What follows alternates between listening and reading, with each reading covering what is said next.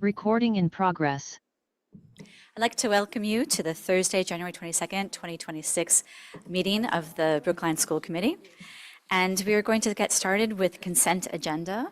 We usually vote this as a block, A through D, and I was wondering if anyone would like to move it. That's great. Second? Okay, and so what's your question? My question is actually procedural, which is, and it's probably a question for Jesse, but I don't know. You can decide. We did have, Helen used to look at these and she could answer questions, and I thought she signed off on the costs that were school building costs from the school committee. I don't know if she just knew about them or there was other, I was just wondering, Jesse, if you'd ever gotten clarity on from the building commission or the building department on school committee sign off on whatever costs Helen used to sign off on. I don't know, I'm a little vague whether these are the costs that are in that category or not, but I was just curious. Sorry, Mariah, just so I understand what you're saying. Permission for Jesse to sign off on it or communication to Jesse prior? Which one are you saying? I don't think I'm saying either one of those things. I think what I'm saying is just like one of us signs off on the PSB accounts payable warrant, there's supposed to be a sign off somewhere on capital expenses that don't run through the PSB budget from school committee. And Jesse had reached out to LAP at one point, now that Helen is off the committee and we're sort of sharing the finance and capital responsibilities. And this just sort of made me wonder if you'd ever heard back and whether we were signing anything off or not. I hadn't heard back, and because this is Pierce, I sort of leave it with Andy, who's I the see. liaison. Okay, And he, so. okay, thank you. All right, so Andy is absent, and I do unfortunately have to communicate to you all that Val had an accident and is recovering and will not be able to be here tonight. So I should have said that at the top. So now that we have Mariah's question, Jesse, we should look into that and get an answer. Yeah, I'll reach back out to LAP. Perfect, Yeah. thank you. Kind of. Well, thank you, no problem. Just curious where to Yeah. Okay, yeah, thank you. Thank you. And so we'll go into a vote. Bob? I vote yes. Jesse? Yes? Carolyn? Yes. Mariah? Yes. Suzanne? Yes. And I vote yes. That moves us on to administrative business and acceptance of gifts. We'd like to thank all of the individuals and groups that are offering these gifts. And usually we take them as a block to vote to A through D. Would someone like to move them? Thank you. Seconded. Seconded by Jesse, and we'll start at this end of the table this time. So Suzanne, Yes. Mariah, Yes. Carolyn, Yes. Jesse, Yes? Bob, Yes. and I vote yes. Thank you. We have a change in the order. Oh, sorry, nope, that was a little bit too early. We're going to go to Aditi with the student report. Hi everyone, I'm gonna share my screen now.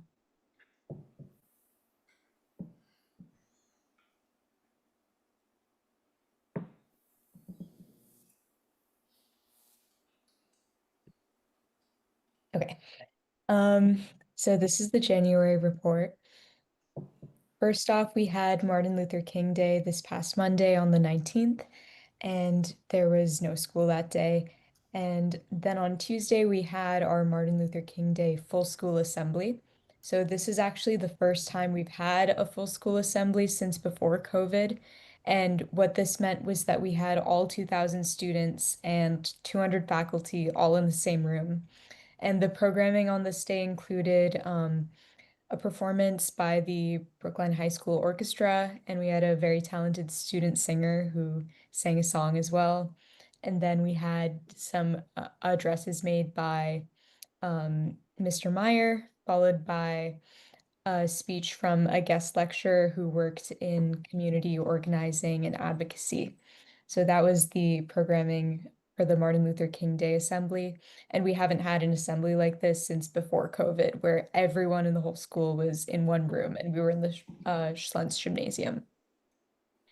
Then on Jan 12th, we had the Gap Year Fair, which was basically a seminar for anyone interested in pursuing a gap year after graduation. So I believe there were college counselors, alumni who had completed gap years, who talked about their experiences, and just got to give students interested in pursuing a gap year some idea about what that might look like if they were to take a gap year before pursuing their higher education. And another thing that happened recently is that the ACE applications opened. ACE is the Alternative Choice Education Program. And I believe that it is focused on allowing kids of different ages to take learning at their own pace. So instead of all students progressing year by year and grouped in grade and age categories, students progress through classes and levels at their own pace based on when they're ready to continue. And they also graduate as normal at the end of their tenure in the program. Finally, we have mid-year exams coming up. So tomorrow, Friday, we have the history exam as well as math. Then Monday, we have English and science. And then Tuesday, we have world language and then a slot for makeup exams. And this is for anyone who takes a second language or just takes another academic course outside of the 5 core courses who needs another block to take one of those exams.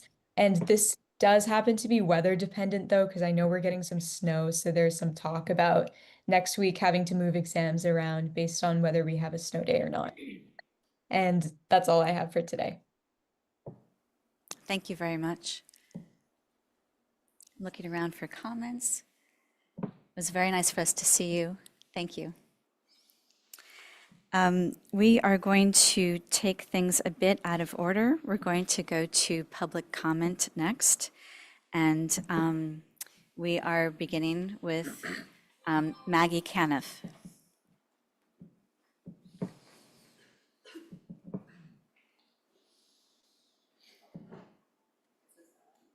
Before Maggie begins, we always say before public comment that you realize that we take in everything that you say very seriously, and on the spot, we do not respond. Thank you. All right. Good evening, everyone. My name is Maggie Caniff. I've been a kindergarten teacher at the Lincoln School since 2006. I've dedicated my entire teaching career to this district because I believe deeply in its values.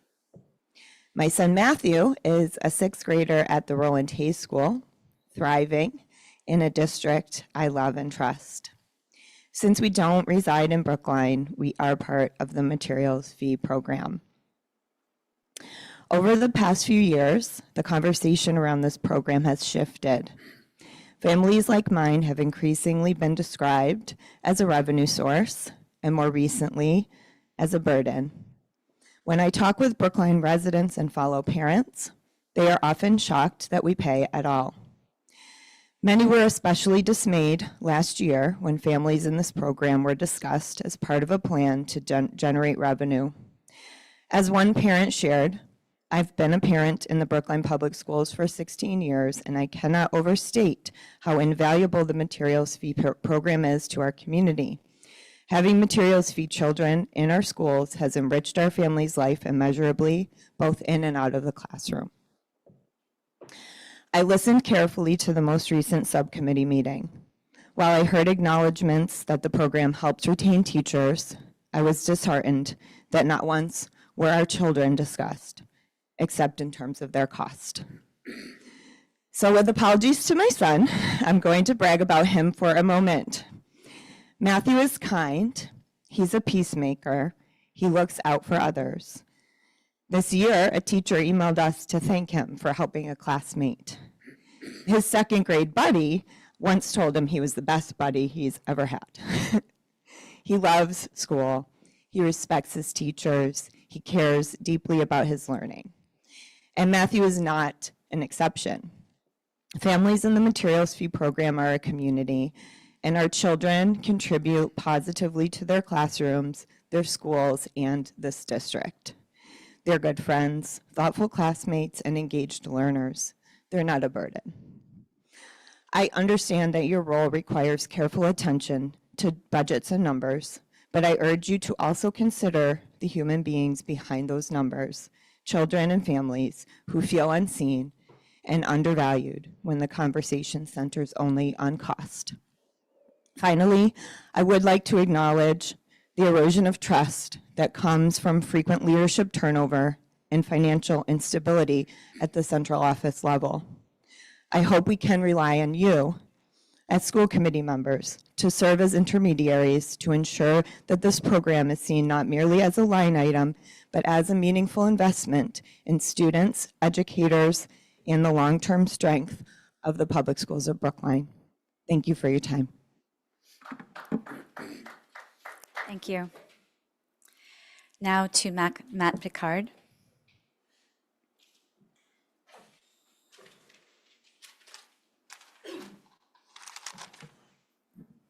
Okay, my name is Matt Picard. I'm a teacher at Hayes School, currently teaching grades 7 and 8 ELA. My wife Laura Zintek teaches 5th grade at Driscoll, and our daughters Margot and Bee both attend Brookline schools through the materials fee program. The materials fee program has always been an employee benefit designed to attract and retain talented educators and town employees. It brings talented people here and makes them better at their jobs by integrating them into the community. That benefits not just participating families, but the town itself. Neighboring districts recognize this and invite staff families for no fee at all. And we keep glossing over that point each time we talk about this, but it does matter. So why should Brookline be unique in this? Why aren't we talking about being competitive and bringing the fee down instead of increasing it 15% over 3 years? What I find more concerning, though, is this shift, as Maggie mentioned, from treating this as a part of an employee benefits package to treating it as a revenue stream. So suddenly the program is being described as, quote, financially important. And what that means to me is that it's really just an income source from garnered wages. So since when does the town make money off of its teachers? And the answer appears to be since the schools fell into a budget crisis. So my family has built our lives around this program, and we've rooted ourselves here. It wasn't a casual decision, and it's certainly one that's not easily undone. So proposals to raise the fee beyond simply covering the cost of an otherwise empty seat feel less like fairness and more like reaching into my pocket while I stand helpless. On a recent 7th grade field trip, we went a couple weeks ago to Lowell Mills, and we learned how the bosses of the factories would quietly dock the workers' pay, charging for thread, floor sweeping, other things like that. And I can't help but see the similarity here. Under the current proposal, in 3 years, my pay would effectively be docked $900. And that increase would definitely outpace the raises that will soon be negotiated. So hence, it's a wage cut. And I'm just gonna say that plainly, the materials fee as proposed is a wage cut for teachers in the district who have children going here. In recent discussions, the term freeloading has even surfaced. And I find that term particularly demoralizing. We were invited to the district and we accepted, understanding that we were covering the cost of an otherwise empty seat. And yet the basis of that cost remains undefined. So while proposals for increases keep coming, if the true concern is fairness, then let's do some precise accounting. There's been a lot of mention of toilet flushes. And I went to the DPW website and did the math. And at the rate of $16 per 100 cubic feet, 2 flushes a day, that amounts to $12 a year per student. And so if the concern is a system burden, that math can be done. However, we may learn that the real cost when we add it up of an empty seat is actually lower than when we already pay. The materials fee program must return to its original purpose, recruitment, retention, and integration, not revenue generation. We cannot balance the budget on the backs of a small group of committed families. The fee must demonstrate goodwill, reflect our value, and honor the commitments our materials fee families have made to this town. Thank you. Thank you. We're going to hear from Kira Flynn Carson next. Hello. Sorry, a little bit froggy. I've been teaching in the Brookline School since 2001, where I taught and loved Suzanne's son Ross, Carolyn's daughter Mia. My husband Jesse Carson teaches 8th grade math at Pierce, where he supported and cared for Mariah's kids. My daughter is currently a freshman at BHS. My family is wholly and deeply invested in the Brookline schools. I want to address the history of the materials fee program. The spirit in which the materials fee program was founded was one of support and service to the district's teachers. A spirit that realized that when you make your teachers feel cared for, make their families feel cared for, you retain good teachers that invest doubly in your community.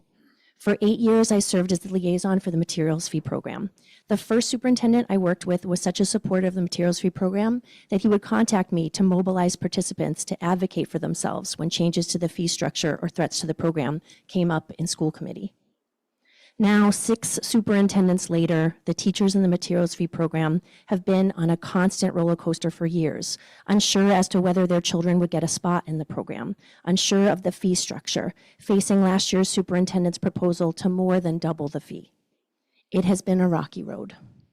Morale is not great in Brookline, a town that funds beautiful buildings but cuts teachers, cuts language programs, and now looks at the materials fee as a funding source rather than the thing it was meant to be, merely an acknowledgement of the materials cost involved in a seats available model.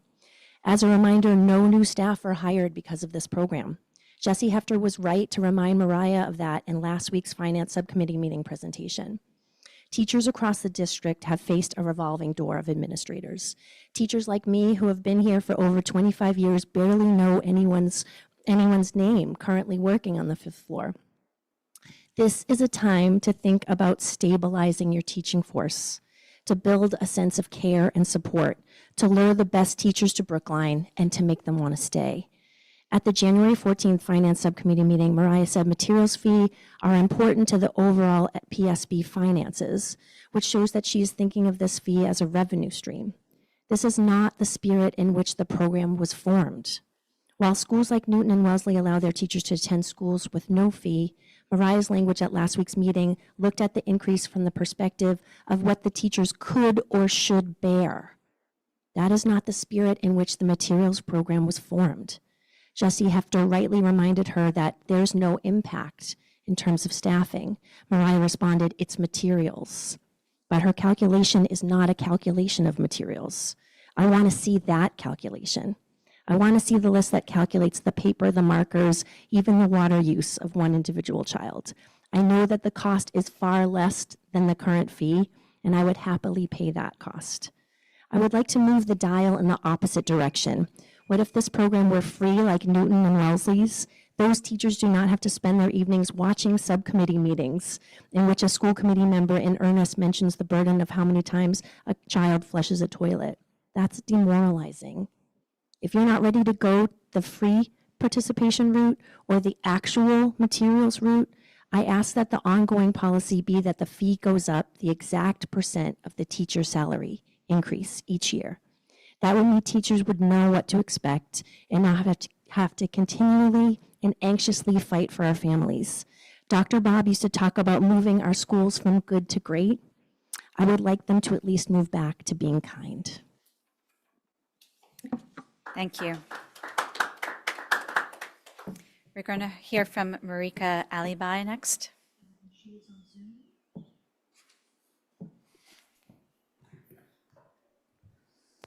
Marika, you can go ahead. Hello, thank you. My name is Marika Alibai. This is my 20th year teaching at Brookline High School. I have 2 children, both of whom attend Baker School through the materials fee program. I signed up to speak today after hearing about a proposal to increase the materials fee tuition by 23% over the next 3 years. Since last week, the proposed increase has decreased, but is still above the expected 3% increase typically applied. I'm just perplexed as to why we're talking about it again. My first memory of the materials fee program is from 2014. It happened in the MLK room at the high school. I was very pregnant and invited to attend by Kira and Roger because the threat to the program would affect me in the future. The time and effort invested in exploring how and when to increase the already expected increase in the cost of tuition for a child of a non-resident employee it doesn't feel worth it to me. The hours of brainstorming and preparing and discussing done by school committee members, the resulting hours of processing and reflection and discussion done by materials fee families and their colleagues, it just doesn't feel worth it to squeeze an extra 14,000 from 139 families by increasing tuition by 5% instead of 3% when we have a multi-million-dollar deficit. It doesn't seem worth the time and the effort to me. And I'll tell you why, because the revenue gained by increasing tuition for materials fee students does not cover the emotional costs. Every time the materials fee program is put into question, you diminish the morale of Brookline teachers. We question if you believe all you say about the benefits of the materials fee program. This perpetual debate worsens the community's perception of the employees and their children who utilize this opportunity. It seems that every time there's a large deficit in the budget, the materials fee program is up for possible elimination, reduction in size, or increase in cost.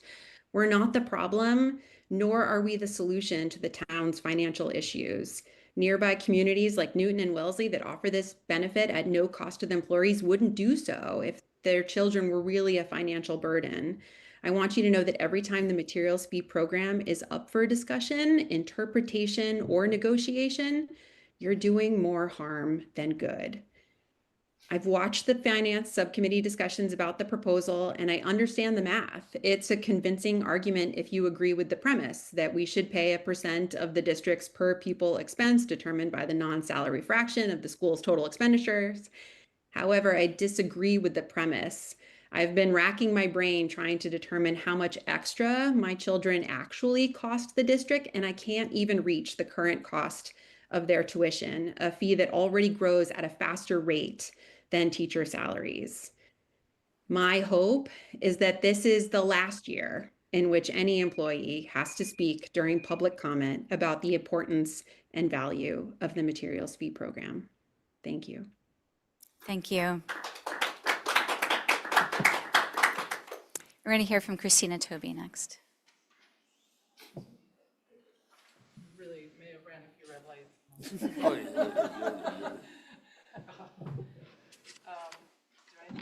Yeah, you do. so Okay. people at home. Is it on? Yes. Can you hear me? Okay. Hi, my name is Christina Tobey, and I'm in my 21st year of teaching Spanish at Brookline High School. My husband's also a teacher, and together we have 3 children enrolled in the public schools of Brookline. We're a materials fee family, and we're deeply grateful for the connection our family has built with this community. I felt compelled to speak tonight because once again, the materials fee program is being questioned in the context of budget discussions. I carefully watched the finance subcommittee meeting this past week.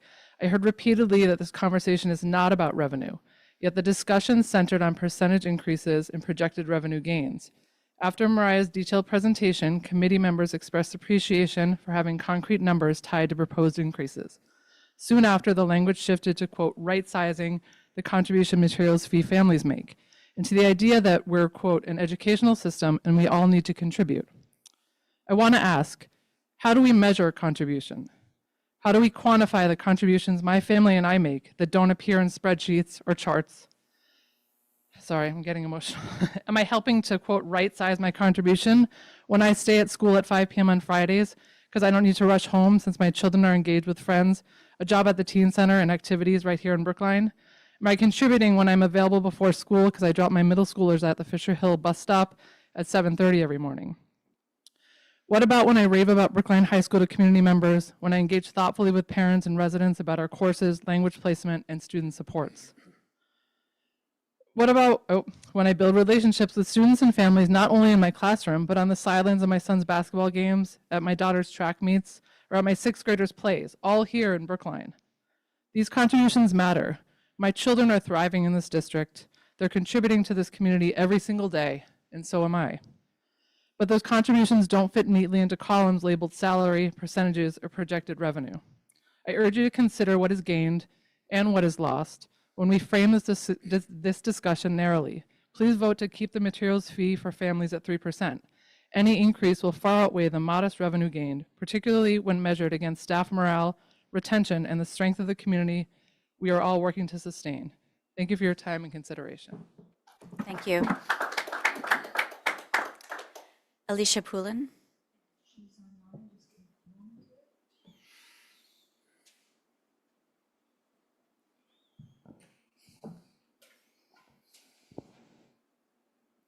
Hello, my name is Alicia Poulin. I'm a second grade teacher at FRR. I know you received a lot of contributions about your vote tonight, but I appreciate the opportunity to share my perspective. This is my 9th year teaching at Brookline. I had been teaching for 5 years in another district before making a very deliberate and thoughtful decision on where I wanted my forever teaching home to be. I looked at so many factors: educational philosophy, student support, professional development. I also intentionally looked for programs like the materials fee and considered them crucial, knowing that I wanted to have a family someday. At that time, Brookline marketed the program as a staff benefit. This impacted not only my decision to work in this community, but where I would choose to live, knowing that I had that option for my future children. Now that year is finally here, the year I'm to apply for my oldest child to enter PSB and be part of the wonderful school communities I know to be true in our district. However, instead of security and confidence when applying, I feel a great uncertainty around if it's even a viable path forward for my family. You claim it's 5% for the next 3 years, but just last year it was a far larger number. Applying to this program feels like a risk for a staff member now. This vote feels like the district is essentially sunsetting a program that we as staff were anticipating or already rely on, all to save you pennies compared to your whole budget. I hear your argument that you are trying to right the cost. However, this idea frankly feels like an insult to the dedication and hard work of your staff when other similar districts do not have a cost at all. Teaching at its core is a work of heart, and this district currently feels heartless. I have shown up each day for my students and given my all, even as PSB treats us as a line item expense and not actual people. We use our personal time at the expense of our own family to go to our students' events and games and support them through family tragedies. Even as you consider making it financially impossible for our own children to join this very same community. You say that staff retention and community is the priority, but how can that feel true when your employees go above and beyond for your students, yet you find ways to put costs on our back and treat us purely as numbers and ways to increase revenue? If I could go back to my decision 9 years ago, I'm not quite sure it would be the same. Still, I'll go to school tomorrow and I'll love and teach and care for my students as I do each and every day. That's a promise that us staff hold true to Brookline. But what truths can we rely on from you? Thank you for your time and consideration. Thank you. We're going to hear next from Erica O'Mahony. Hi, is it on? Does it work? Okay, I'm the last one, promise. Thank you all for listening. My name is Erica O'Mahony. I am a Spanish teacher at Brookline High School, where I've taught for 8 years. I'm also the Innovation Fund Liaison, and I've served as a Materials Fee Liaison since taking over from Kira in 2022. I want to begin with gratitude. I came to Brookline so my children could go to school in this district. My eldest daughter, Una, attended K-1 in Boston Public Schools. The school had a good enough reputation, but she had a very negative experience with her teacher. She developed a nervous tic in her eye, and many mornings she begged me not to go to school. The following year, luckily, she got a spot through the Materials Fee program at the Roland Hayes School. She immediately thrived. Every year since has been better than the last. There hasn't been a single day when she has asked me to miss school.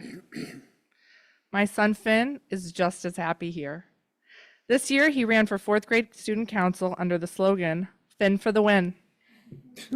He was elected and is already planning his next year's campaign. Finnegan for the win again. Next year, my 3rd child, Neve, will apply for a kindergarten spot, and we are so excited.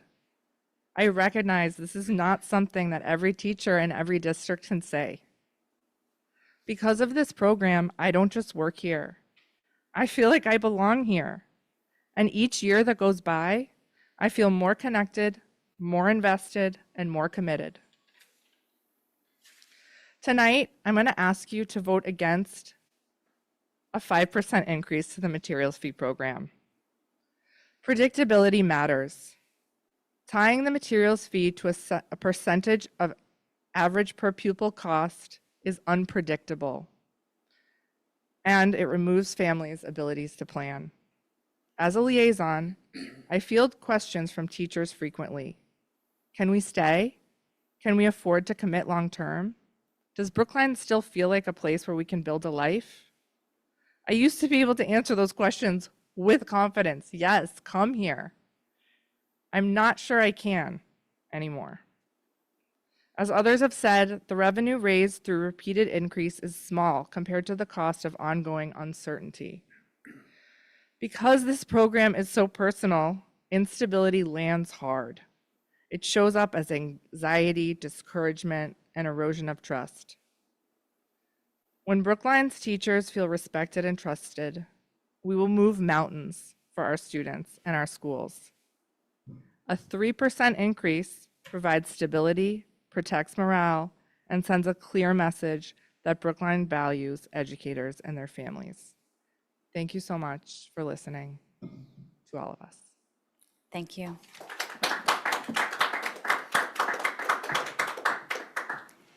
And we are going to move on to the superintendent's report. Thank you. Thanks. I wanted to start off with announcing or acknowledging Donna Finnegan, principal of the Runkle School, who's announced to her community that she will be retiring at the end of this school year. And so I'm really glad that she decided to stay 1 year, and I got a year to overlap with her, just in terms of the institutional knowledge that she's been able to provide. When I look back at the notes to see what her history was here, I noted she was thrust into the acting principal role on March 2020. Yes, and so she was the vice principal at the school. She was assigned to be the acting principal because of an unexpected leave of absence by the then principal. And she continued to serve as the interim principal through the pandemic, and then was finally appointed permanently in March 2021 by the then superintendent Jimmy Marini. So she's also, since Jimmy, she has worked with other superintendents. So I feel lucky that I got to have this experience. And I looked at some of the quotes that were said before, and so this one by Jimmy Marini. Mrs. Finnegan has earned the trust and support of the teachers, students, staff, and families through honest, open communications and a direct approach to all school issues. No concern is too large or too small for Donna to handle in a sincere and respectful manner. Through the force of her personality, strong work ethic, and unselfish commitment to Runkle, she has led the school throughout this school year with poise and grace, always positive and always student-focused. As a result, she earned the admiration of the entire Runkle community. And then also, this is a parent comment. Since day one, she has been saying, your well-being is what matters the most, your health, including mental health. She's been a cheerleader, but she's also really honest too. She doesn't sugarcoat things for us, and I appreciate the authenticity. The parent said, and when there's an update, we hear from her, and she'll even send some funny videos. Sometimes I feel like we're in really good hands with her. And when I read the quotes, I thought, whoa, that still applies to my impression of her. She's just really forthright. She's responsive, and it's true. It's a little thing or a big thing, she's right there.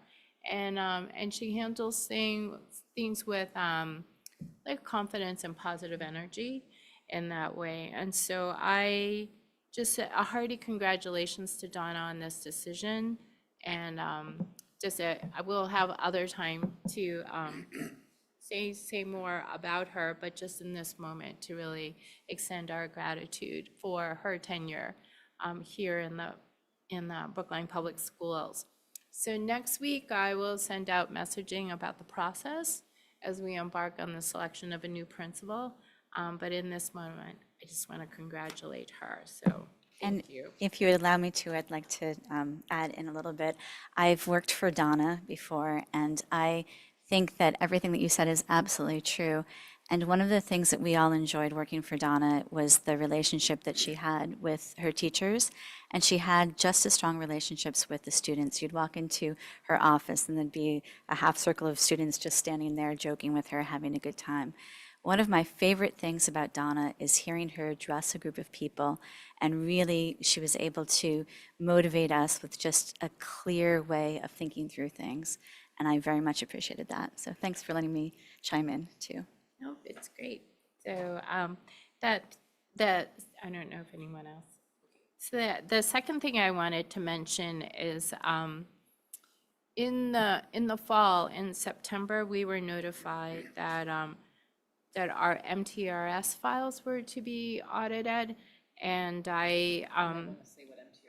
oh, sorry, Mass Teachers Retirement System, and so it's just another agency, the MTRS, and also among all the records that actually have a lot of rules about how you're supposed to keep them accurate and compliant, but a lot of rules and a lot of oversight, obviously, because it's going to be the basis for people's pensions ultimately.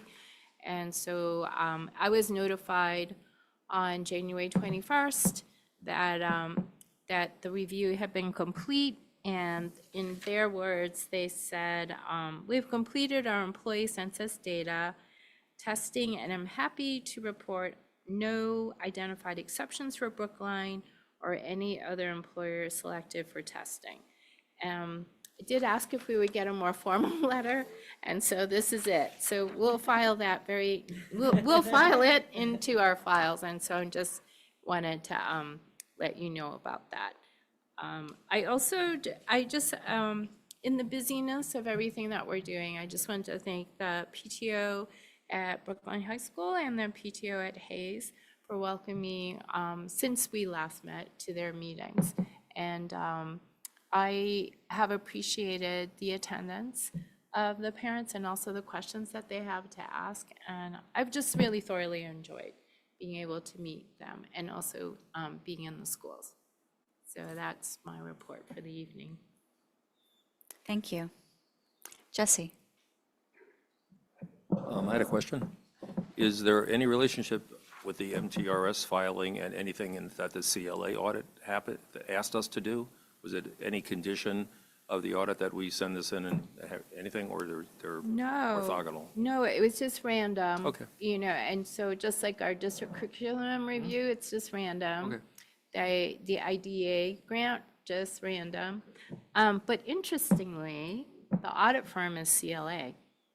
Yes, and so I did ask them about that, and I did raise a question whether there was a potential conflict of interest, and they assured us it was different branches of the same firm, but it turned out it was, so not connected, but it turned out it was the same audit firm that Thank you. MTRS engages. For those who are watching very closely, you'll notice that 6A was that Brookline Rec Department was going to present to us tonight, and they can't make it. So they're working with Betsy to reschedule, we hope soon. 6B is the fiscal year 26 financial report, quarter 2, and we'll turn to Mariah. Thank you. So this was presented to us at Finance last Wednesday, January 14th. And so you have the complete reports and attachments in your packets and online. We don't need to show them. I'm just going to give a quick summary. So I'm going to give like a 2-minute highlight, the hits of Q2 report. So big news, spending is on target. That's the headline.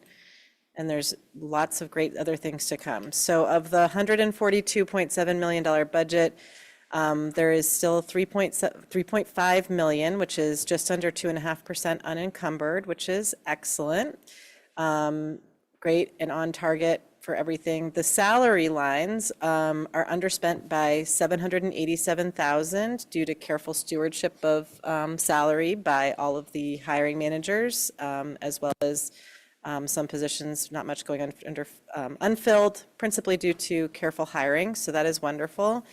On the non-salary side, we heard about a there was many different changes, sort of some things went a little bit up, some things went a little bit down. We heard about, there was a new unintentional double accounting last year for $450,000 in health expenses that are related to student services. But the good news is that those offset some of the other expenses that had been unanticipated. And so essentially we are, they're roughly netting each other out. The biggest highlight is that we got 1.4 million in unanticipated additional circuit breaker revenue for FY26. Some of it was for transportation and the rest was for tuition. And what that is particularly exciting because if you all recall, last spring, we ended up deciding to use 1.9 million of future circuit breaker funds to fund this year's budget. With this 1.4 million, we have brought that down to just over 500,000 of that deficit. So that deficit has closed dramatically due to these unanticipated funds from the circuit breaker at the state level. So with the salary positive balance and the additional circuit breaker revenue, it looks like we will be able to bring it in, fingers crossed, if everything trends the way it's trending, to a balanced budget at the end of the year. Of course, we'll know more at the Q3 report. The one thing I want to talk about just in terms of, there was 2 points I want to make in the conversation from the subcommittee. One is there was a question about whether the funds from the Lincoln Playground that were originally in the CIP for playground planning could be released back to their original purpose. That is still in conversation. We're trying to understand what that would entail and other questions. So more on that later. And then the second conversation that we had was about appreciation for the structure of the quarterly reports and some requests for modification to how some of the special revenue funds were presented. So I hope we'll see those changes starting in the Q3 report. And that's my summary. And if people have questions, I believe Susan is online, or I'm happy to answer them if I can answer them too. Or if anyone who was there wants to add anything. I see Jesse's hand is up. Jesse. Yeah, I just want, well, first thing I wanted to say is that in sharing this report with some other elected officials in town, not on the school committee, the comment came back to me that this layout is particularly interesting and perhaps could be used maybe as a model for other departments within the town in preparing their quarterly reports in terms of the ease with, first of all, the summary, and second of all, the layout that allows you to sort of at a glance go right through each department and see where we are. So from the, I mentioned to that official that a lot of this is due to the collaboration between Mariah and Susan Givens. I would give all the credit to Susan. Yes, okay. yep. Responding to lots of questions, did her wizardry and came up with this report. And you know, I can continue to say during the conversation earlier today that to Susan's credit, that we're in this situation right now. And I think to your last point, Mariah, about having the special revenue funds broken out as well, that will be another improvement. So thank you. Yeah. Thank you. I think Carolyn, yeah. Oh, sorry, would you like to call on people? No, go ahead, sorry. Just that, so the news about the circuit breaker is great, and I'm just curious. Those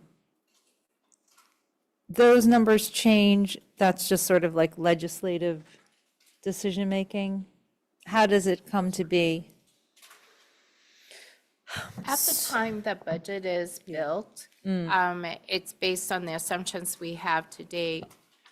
So the circuit breaker amount got set later. So they often. I think it was both though, wasn't it transportation? I think transportation, the rate changed, and what you're saying for the main out of district, Right, yes. but also, when the budget's set, it's set, and then things change. Susan's coming off mute, so go ahead, Susan. Yes, can you hear me? Yes. Yes. Okay. Yeah, so there's two parts to it, Carolyn. One is that at the end of fiscal '25, there was additional circuit breaker money allocated for transportation reimbursement. We received that in July, so that's where 600,000 of it came from. And then circuit breaker, of course, is a reimbursement program. And so when we budget based on what we know at the time the budget is being prepared. But then what we receive in the fiscal year is based on what our actual reimbursement claims are submitted for. And so, as you know, tuitions have been increasing. So the good news is that we get a higher percentage of those reimbursed. So as a result of that, about $800,000 of the additional revenue is a result of current year reimbursements being higher. Thank you for the explanation. And I have a second question, which probably is for Bella, and it's just to sort of check. So great news that we're below on salary. I guess I just want to check whether that doesn't indicate any sort of major gaps. Like, so you weren't here last year, but for example, like there was a school, and maybe more than one, where like for a long period of time, they didn't have a, I don't know, I think it was a French teacher or a Spanish teacher. So like are we staffed as we want to be? We are Across the clearly, schools, notwithstanding, yeah, like, it's maybe there are individual classes that might be larger than people would like, but position-wise. we are short-staffed at the district offices. Right. And so if you think about that, but that Yep. helps to mitigate some of the salaries, but you probably have a fuller answer because that doesn't explain all of it. It's only part of it. Susan. Sure. So some is unfilled positions, mostly in the area of paraprofessionals. Of course, we always have some turnover there. Okay. Thankfully, we opened the year fully staffed, except for one professional position. And so from a teacher standpoint, we're staffed well. Okay. But administratively, yes, we've had turnover. Some of those positions are currently open and unfilled. And so that also creates favorable balances in our salary accounts. Okay, thank you. Suzanne? Yes, thank you for this. I think this is good news. It feels like it's good news. So congratulations to everybody. Thank you, Susan and Mariah and the committee. Thank you. I was just curious, I'm kind of related to Carolyn's question, but so at the end of the half, I take it, or the end of this quarter, that's the, we're under budget in salaries by $787,000. Will that continue into the second half of the year? Will we, or not? Do you know what I'm asking? It's based on my forecast for the year. Of course, that number will change because, some staff will leave and other staff will hopefully be hired. But I don't see anything on the horizon that would change that number in any significant way right now. Our grants are in good shape. We don't have any deficits running in any of the other non-operating budget accounts. So I feel pretty good about that. On the non-salary side, we will likely have more expense there because in the absence of some of these positions, we'll need to hire some consultants to fill in some of the gaps as we have had to do in the past. So in the third quarter, I would anticipate that some of the expenses on the non-salary side will be a little bit higher to offset and will then therefore the salaries will have to offset some of those expenses. Thank you. Yep. Jesse? Yeah, Susan, I had a question. I think you've explained it before, but you always have such a clear way of framing it. In the discussion about funding things using extra sections, the word extra, so a resident actually called me today about this in Brookline, and the question was, and the way I answered it, you can tell me if I was close or not, was that looking at what I've learned from you before, I think, is looking at the enrollment, back last year for this year, you compute sort of, a model for how many sections you're going to need, and potentially an extra section because of, students can come in, things can move around. And so those are like preserved, if you will, and then can be utilized in situations where the section isn't needed, because you're using the extra section set aside for these 5.2 FTEs in the report. Is that close to reality, how I'm understanding that? Pretty close, pretty close. Yeah, so He's there. my mentor, Yeah, so I'm going to reterm it because, people think that it's this big reserve and it really isn't. The real term shouldn't be extra because they're not extra, but they're unassigned sections. So when we're building the budget, we don't have master schedules completed. And so what we do is we create the budget using some assumptions, certainly enrollment being one, but also staff needs are also dictated by student needs.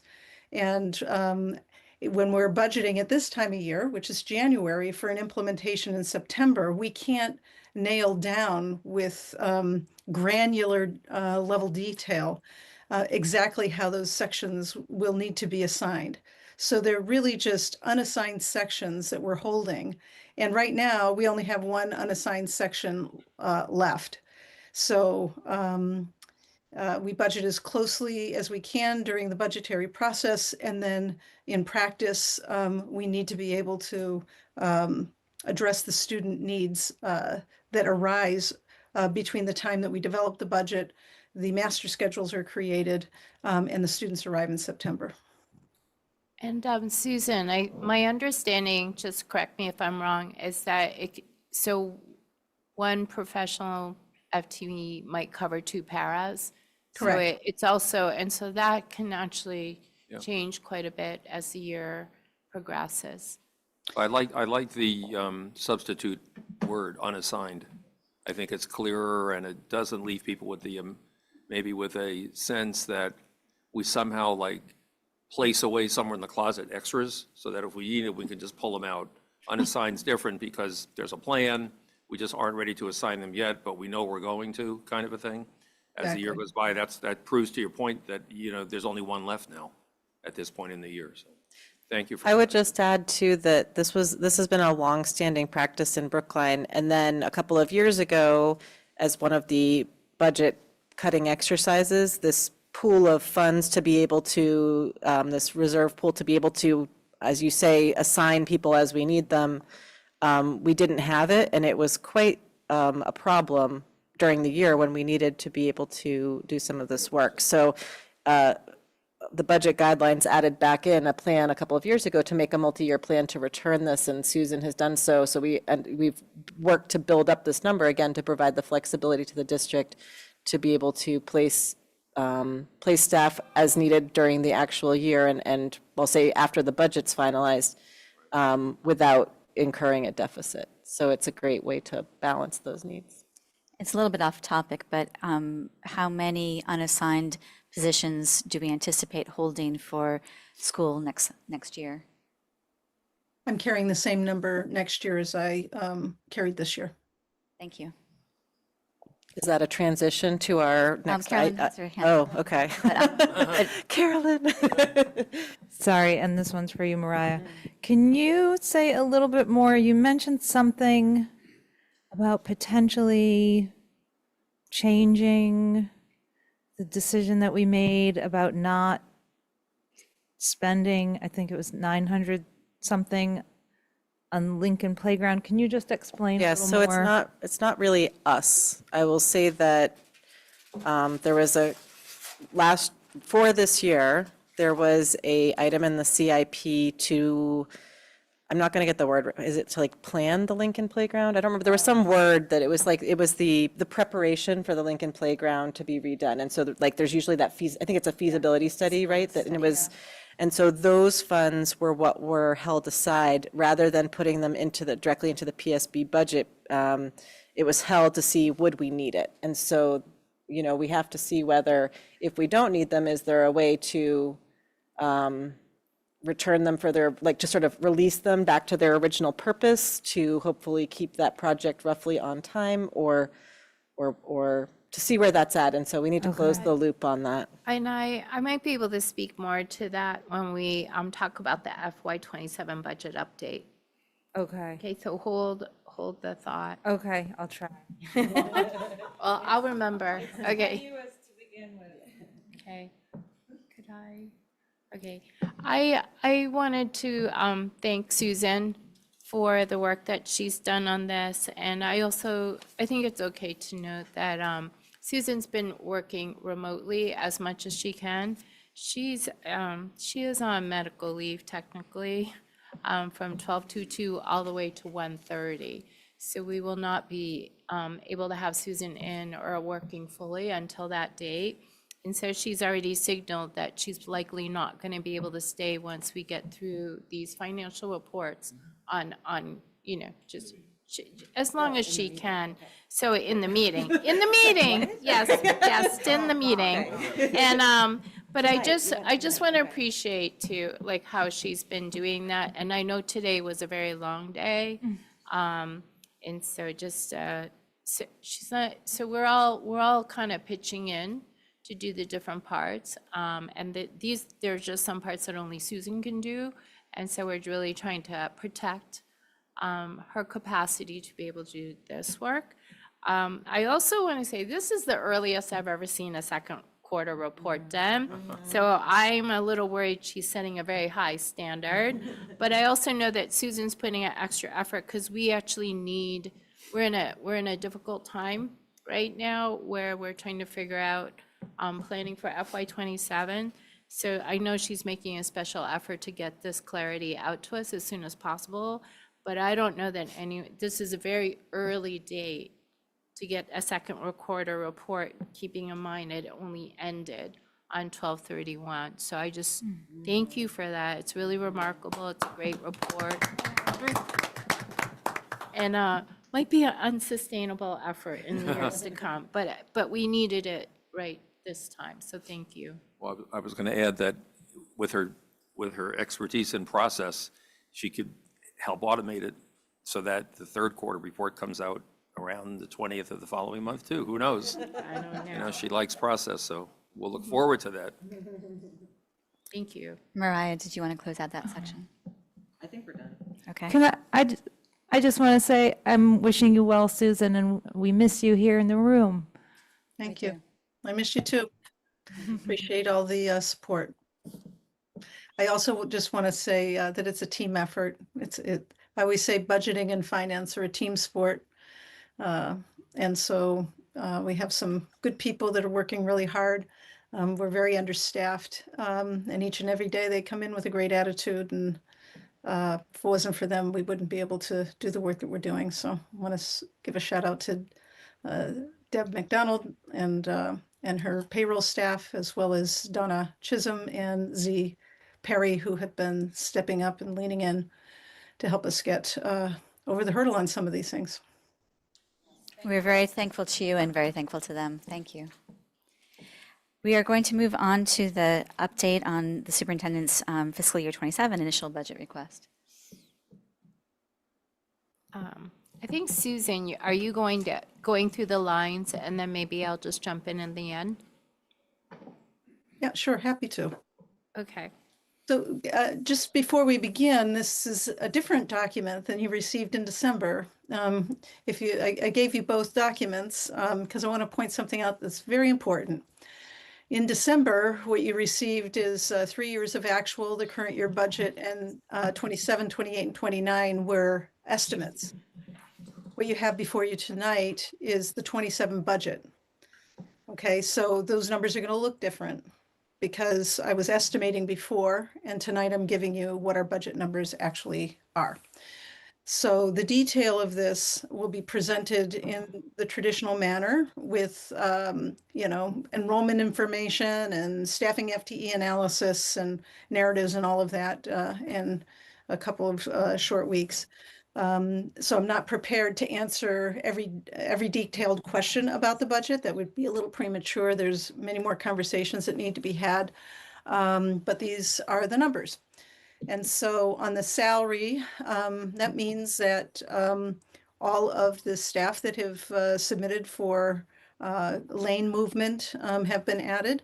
We've had some staff retiring and submitted their notifications, and so those have all been incorporated.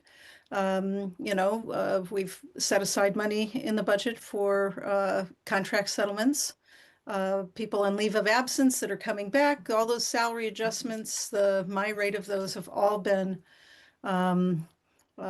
incorporated into the FY27 number now. So this is a real number as opposed to an estimate. So I just wanted to make note of that. And there's also some efficiencies that we'll talk about in more detail when we get to the budget document itself. But we have some additional efficiencies that have been incorporated into this with some restructuring, which I am not going to talk about again tonight. In terms of non-salary, so those are all the other expenses that categories that appear below wages.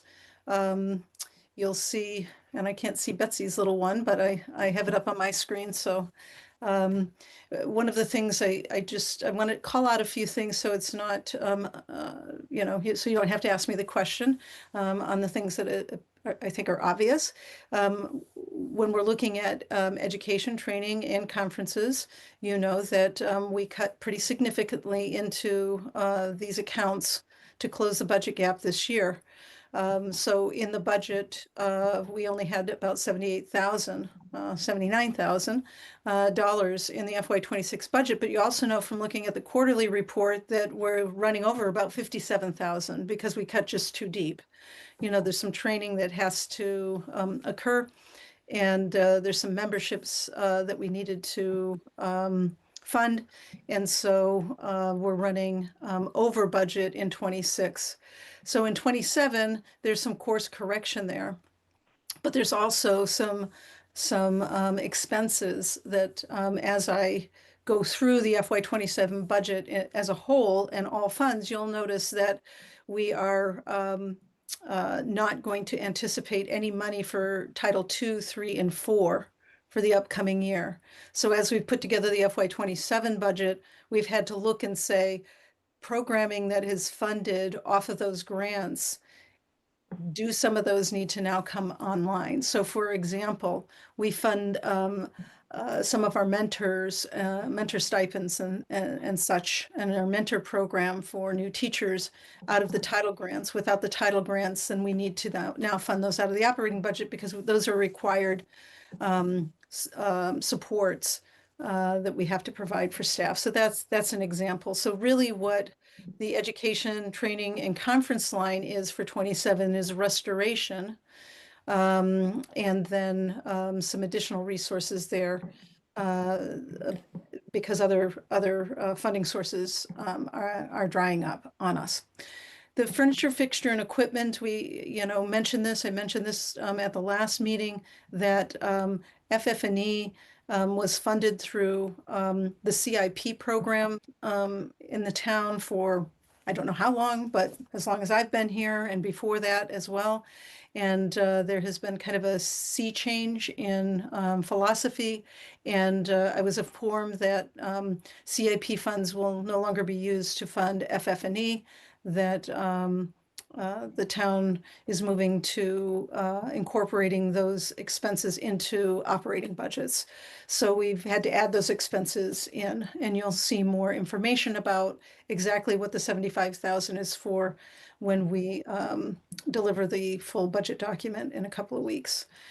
General supplies, that's another account. You can kind of see the history here. We've been up and down and up and down, but we've trimmed back there from what's in the 26 budget. So there's, lowered expenses by about $100,000, but feel pretty confident that even though we've been reducing those lines, that we have adequate amount of money in the budget for FY27 to cover the essential expenses for the classrooms. You know, IT, annuity, those are all small amounts. Those are, you can see by looking at the numbers here that we're really just funding at the spending level, current spending levels from FY25. So a little bit higher in some cases, but it's only to reflect spending trends there.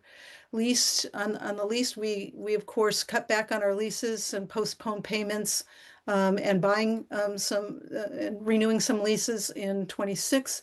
We've restored some of those in 27, but we've also cut back on the number of devices that that we are leasing moving forward.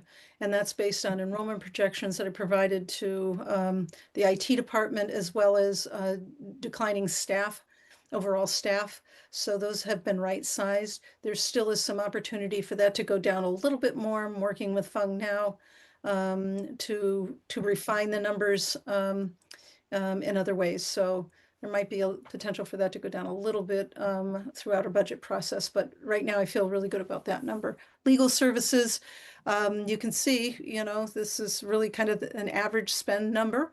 We're at 360 this year. The numbers have been higher or a little bit lower last year. Last year, of course, we had an HR director for most of the year. In the prior 2 years, we were using some consulting services there to augment our human resource needs at the time. And so those numbers were higher. Of course, this year we have negotiations, so the number will be higher again. We've lowered a little bit going into next year because we have complete optimism that we are going to settle our contracts before the year's out. No applause? Yeah, I was waiting for somebody to catch that. We have company in the audience. So. But I'm sincere. I'm hopeful that we will settle the contracts. Okay, so yeah, so you know, mileage, gas, etc. Those numbers are going up. You know, some of this information we get from town department heads. Some of these are back charges to us. Also, it's for mileage reimbursement for you know, our coordinators who are moving from school to school. They seek reimbursement. So those numbers are rather low, not big information. On the online books, subscriptions, and tools, some of this is making some further adjustments. You know, we have Fish Tank, and that requires us to pay for a license.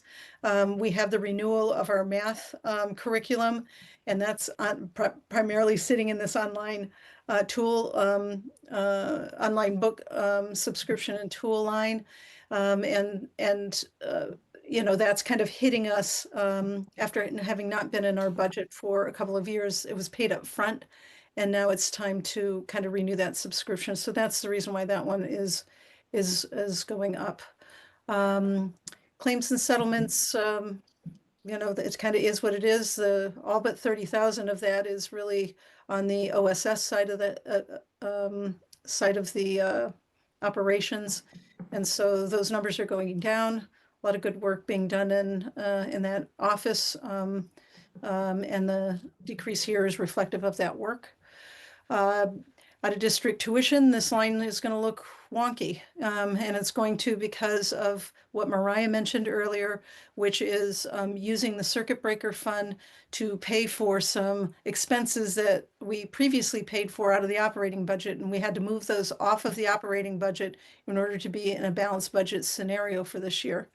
So we leveraged the revenue that we're taking in this year to pay for some of these expenses that we have. So that's why the number looks, it's artificially low for 26.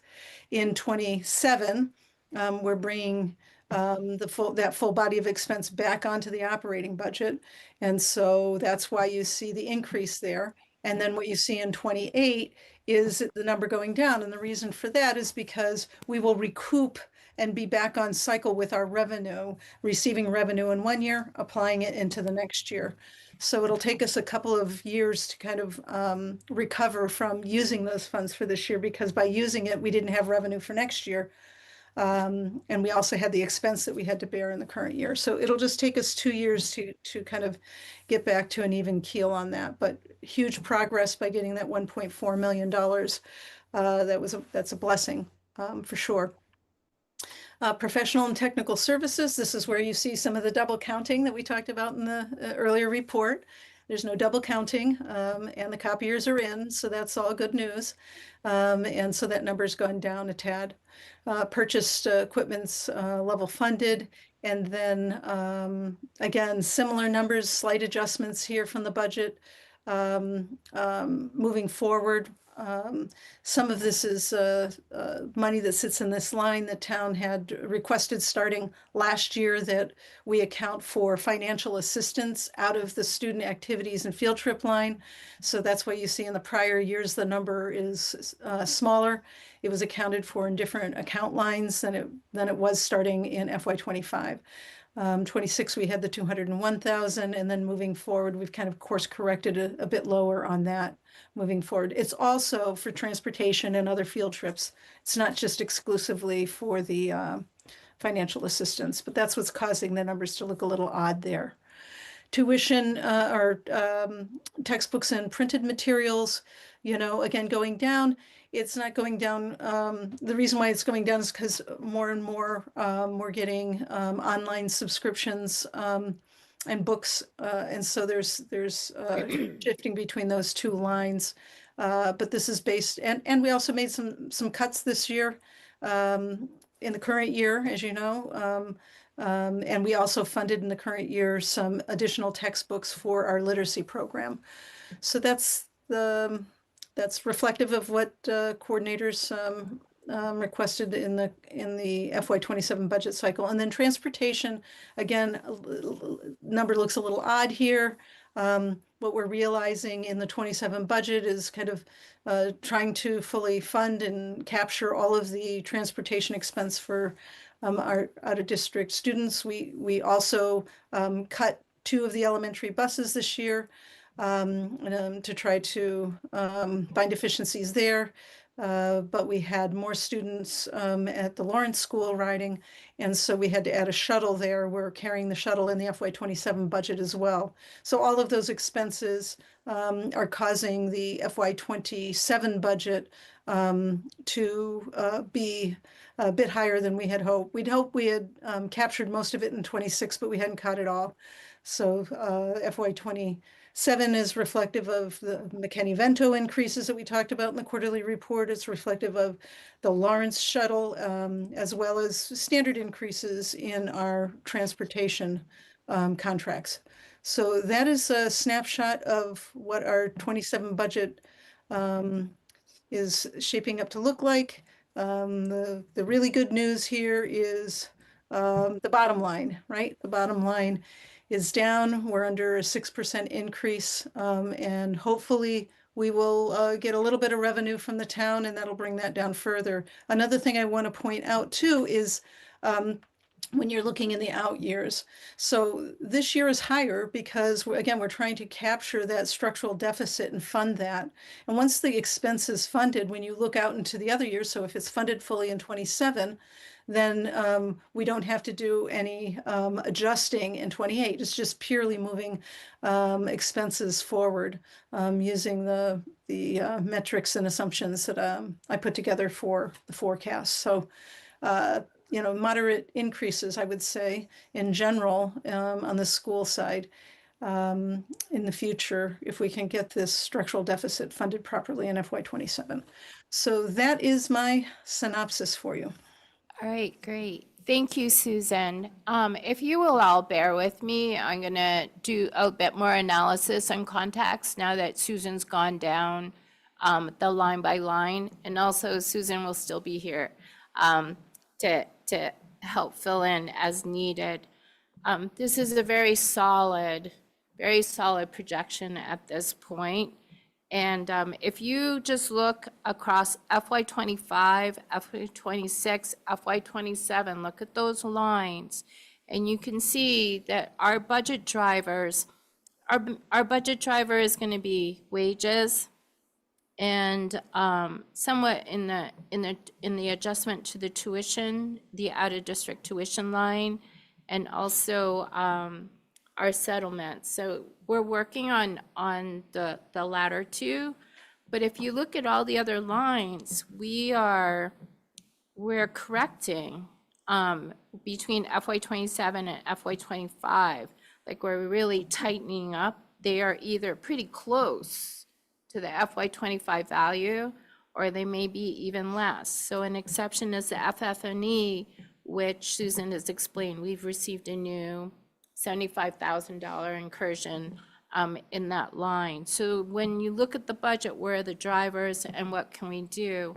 The salary line is a driver, but this new number reflects our efforts on reorganization and efficiencies. When you see the detail for the budget, when it comes later, you'll see actually there's a reduction in FTEs.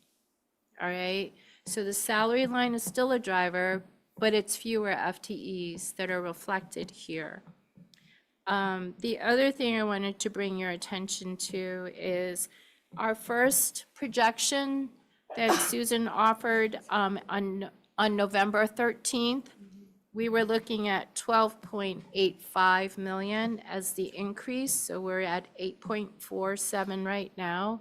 But on November 13th, it was 12.85 at a 9% because it was before we did the reorganization, the efficiencies analysis. When Susan presented the update on December 17th, it was reduced to 9.95 million, and she went from 9% to 6.97%. And we said at that time we were partially through the reorganization and efficiency portion. And so now we are pretty much through it. There's some things that will adjust. You know, it's January, it's mid-January for a budget projected for the next fiscal year. So today's presentation of 8.47 million, 5.93%. We went from 9% to 5.93% in the reorganization and identification of efficiencies and right sizing. Some of the right sizing was working with IT, matching the number of computer technology we needed for fewer staff. So right sizing, efficiencies, reorganization, all of that is through that effort. This number represents pretty close to what we're going to say is a recommended budget for level service and some items that we're recommending for continued growth and improvement. Right? So this reflects just the amount of work through the to efficiencies to get to this place. This number, again, reflects close to what we would say is a recommended budget level service plus items to sustain growth. So at this number, 8 points, and the other thing I wanted to highlight, you might say, okay, it's 8.47 million, and what you had for FY26 was the difference in what we had for an increase in last year. Remember, the tuition line was low artificially because we went 1.9 million into the reserve. So this tuition line is just, we're right sizing back to what it's supposed to be. Now, when you see when we right size it back and the out years, so that 8.47 represents the right sizing of that 1.9 that we took before. If you think about it, it's actually pretty amazing. If you took 8.47, you took out the 1.9, and you compare it to the dollar increase for this year, it's actually really, I just want everyone to understand how much right sizing has been done for the budget. So so Chaz and I talk a lot about, what possibly could be the town allocation. So on this chart, it's 0. So I'm reminding you that for this year, we got 5.944 million. We got almost 6 million in the town allocation for this year. In the year before, the PSB received 5.81 million, and the year before that, 7.30, or you could say 7.31 million in town allocation. So Chaz, Town Administrator Chaz Carey said, it's okay for me to announce that they're anticipating that it'll be 2 million. The exact amount is 1.9 something. So he said it was okay for me to share that the expected town allocation will be close to 2 million. And so previous to this, the town administrator had presented a 0 or a negative allocation. So where the monies are going to come from is through the select board, through the recommendations of the town administration and his staff, some reallocation of funds that are in other accounts. One of them will be the CIP account. So I'm not sure what is being counted in that reallocation, which is why I'm not sure if the funds that have been previously allocated are available or not, because they have been held in case we needed it for operational support this year. And so I will ask for that clarification, right? So that's why I don't know, because I do know that the reallocation is going to come from funds that have been set aside for CIP. Part of the allocation will also come from other revenue accounts they have available, whether it's parking fees or something like that. But yes. No, go ahead and finish. I'll ask my question. So the official report from the town administrator will come out at a later date. So that means we're looking at a gap of not 8.47, but if you minus 6, yeah, and I still want to say 6.47.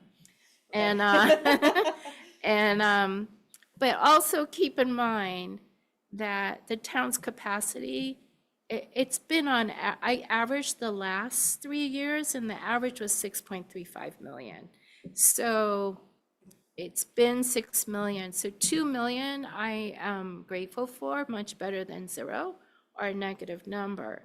But if you were to consider if it were 6 million, right? If you take our 8.47 and you minus 6 million, then we would have been looking at 2.47. But also keep in mind that we've adjusted for the 1.9. That was my question. So do you see how we? So why can't we, now that we have that 1.4 freed up, that we got an extra revenue this year, why can't we allocate that 1.4 against out-of-district tuition next year? Like, why can't that 5.2 line be reduced by 1.4? She's replenishing I already the did it. reserve. You already did it? It's already included in the analysis here. Oh, so it would have been 6.6 otherwise? Yeah. Oof. Thank you. I was hoping for an asterisk. I had been hoping, Susan, for an asterisk on that 5.24. I had it circled for the same, I think, question that Mariah had. Where did the 1.4 go? So.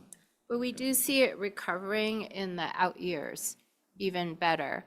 But it reflects a lot of work on the reorganization and efficiencies to get to where we're at. And also, I just want to be sure that people understand that the gap that we're going to be looking at, a funding gap, is partly because the town's capacity to fund has also been diminished. And the town administrator has already presented on why that is, through the increased cost of benefits and other expenses. And we are also, even though some of our numbers are going down, we are also addressing inflation and increased pricing in our expense lines. So it's, again, the numbers are where they are because of a lot of work among the senior team, just looking at ways to again, reorganize and do things more efficiently. Yeah, this doesn't, this 2 million you're talking about, though, is only additional allocation. we don't know what the town school split's going to be yet. Oh, I'm No, sorry. this is the school allocation. So, what's Yeah, that? this is the school allocation. Yes, yes. This is the 60%. Right, but the 151, 265, Yes. it's not a guaranteed number today. It's just a, 151 is our expenses, not revenues. I understand. Yeah, so. But in other words, when the town looks at its 440 million or something in the total budget and decides at some point what that split is actually going to be, Yes. it may not match this number. This Well, is that's- our budgeted number. Right. It's not what the, I mean, unless I'm. But what Chaz has already put out, Chaz and Melissa have already put out a projected PSB allocation for next year. And that, Okay, because I. it's not on this page. It was Okay. in the town's long-range forecast that came out at the beginning of December. And as Bella said, it was negative. Right. It was below what our current year, right. And so what he's saying is, That. you won't be slightly negative. We will give you 2 million in addition to the 140 in a small amount that we already gave you. So it's this, because we know that FY '26 revenues equaled expenses, that's why we're using the expense number here. You can net out the 2 million from that, because the 8.4 growth represents both our deficit from current expenses, current revenues, as well as the projected growth in expenses. I also appreciate that he gave permission for me to use that number, and he understands that, okay, so we have a gap, and so what we're obligated to present to you in February is the recommended budget, and also what it would take to get to the level of funding that's available, and that's something that takes time. So between now and then, we'll be working on that. Can I make one comment too? One of the things you alluded to as well is that this budget accounts for the federal government no longer providing Title II through IV funds, although the obligations remain to provide the services that those funds were, I presume, right? Otherwise we would, right? And so I just looked quickly at our Q2 report and because I don't have the numbers of how much that represents, but it looks to me like it's almost $300,000 in federal funds that, and I could be wrong, so correct me, Susan, but again, that's a significant thing too, as we think about the obligation that it that is being transferred to the town from the federal government because of this forecast. And so I think it's important to acknowledge that as well, that there's not just pure growth in here, there's additional obligations from that and from the CIP that are brand new to us. And restoration of what we think are critical functions. But the elimination of that funding. Bob? Yeah, I just want to say that it is incredibly reassuring listening to yours and Susan's and Mariah's presentation, the level of sophistication and deep understanding of the complexities of the budget. To me, having paid attention for the last bunch of years while I wasn't on the school committee, is just impressive. And I just want to thank you and the team for getting us to this point. Thank you. Thank you. Carolyn? Thanks for all this. And I have a few questions. So just to sort of go back to what Jesse was saying, and apologies if I kind of missed something. So when I look at this, and this probably just has to do with sort of how I tend to look at this. So our budget is about 151.2. My question that I think I don't see here what we currently understand the split to be. And I think you said that's, and I know that's always a moving target, but right now it's 140 some. 142 flat. Okay. If I recall correctly. And then right now Chaz is saying, you said, did you say 2 point? No, he said approximately Oh, 2 million. okay. And that it was. In additional. It's slightly less, but he didn't give me the exact number, but he felt comfortable with my saying So, broad amount. so, so then the big question is what's the gap, right? Like, what are we looking at right now as a gap? Did that get said and I missed it? So in November, when we put out 12.85 as a projection before reorganization and efficiency, the town was projecting a 0 allocation. So the gap theoretically was 12.85. We worked on bringing down the monies, and he thinks he can do a town allocation of 2 million. Yep. So that means the gap right now is 6.47. Would you agree, Okay. Maria? Mariah, what I Okay. Maria. And that's What not, I just said.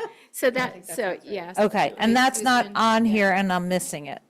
Well, Okay, because it's a 0. okay. And because this is just strictly the budget. And it's not till he puts out. the Sure. report. Okay. And then, thank you, completely separate, two questions related. Transportation, it's so rough, it's so much. We have to do it.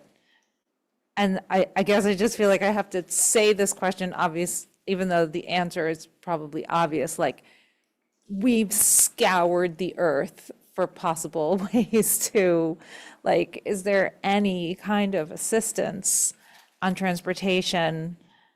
And then a sort of related question, I hope you don't mind me asking, Bella, when you just went through and you said you were sort of pointing to our OOD and settlement budgets, and you said we're working on that. Would you be able to say a little bit more what you mean by I think it's working on? just just working on the oversight and placement. And so you can see that we're projecting an improvement on that in the out years. I wonder if I could break in with a question. So, Bella, I'm wondering sort of your evaluation of this. There's places where we have commitments that we can't change. Where do you feel particularly lean? Like, with all respect to the great work that's been done for the efficiencies, do you feel like the training for teachers is a place where we're particularly lean right now? Is there, what are we losing out on? Susan, you can also help me on this, but I feel like we're particularly lean actually in the district office level. So you don't have the budget yet, but we are recommending restoration of the senior data person. We're not asking for a new communications director. We really probably could use 2 senior directors of T&L, teaching and learning. We're not asking for a restoration of that position. We have focused on student-facing positions, but I would say where we are the most lean is actually at the district office level. I think it's really critical, and this year we have suffered through not having sufficient funds for professional development and training, and we've really we've been sort of saved by using funds that are not, like, they're not going to carry forward in the next year. We were able to do that. And also we did have the federal 2, 3, and 4 grants this year. We're anticipating we're not going to have those next year. So I think so this year we felt particularly lean, and I think we're restoring it to a level that we think is reasonable. I don't know where else, maybe even Karen thinks that we're tight. I would say it's the district, we're kind of, I don't know, not a sophisticated word. We're continuing to suck it up here in the district offices. And sorry. I was looking to see if Karen had anything. Yeah. Robin's out sick, by the way. Yeah, And is where you've been feeling the pinch on training, is that sort of mainly around fish tank rollout?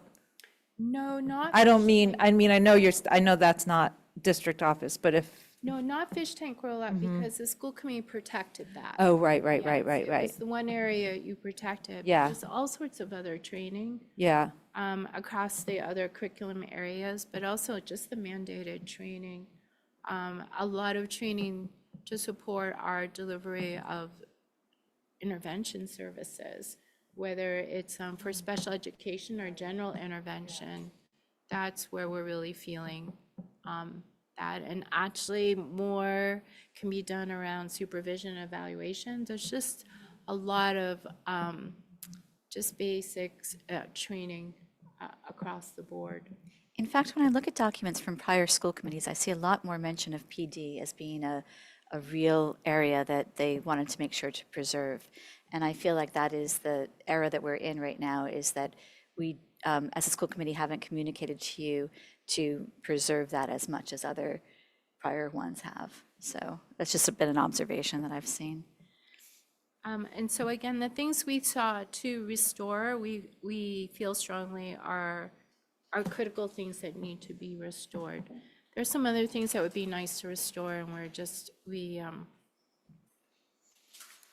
really trying to do our best to remain tight and again bring forward a budget that will do what we think needs to be done to sustain service and continue to grow. Did Chaz give you an idea of when they will be providing a revised multi-year forecast? Because like the way that the long-range forecast worked, the first 2 years were flat were down from this year, and then the third year actually drops.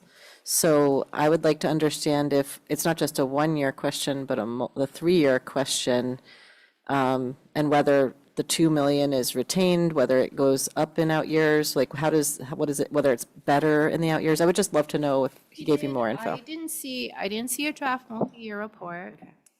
He just gave me the number I've been asking for, which I appreciated. He did say the date that the report would be released, and I have a date in my head, but I'm not exactly sure I got it exactly right or remembered exactly right. So I know he has a date, Okay. but I'm reluctant to say the date. I'll 'cause follow I'm up not by sure. email. I'm just not sure I remembered it right. Thank you. Yes.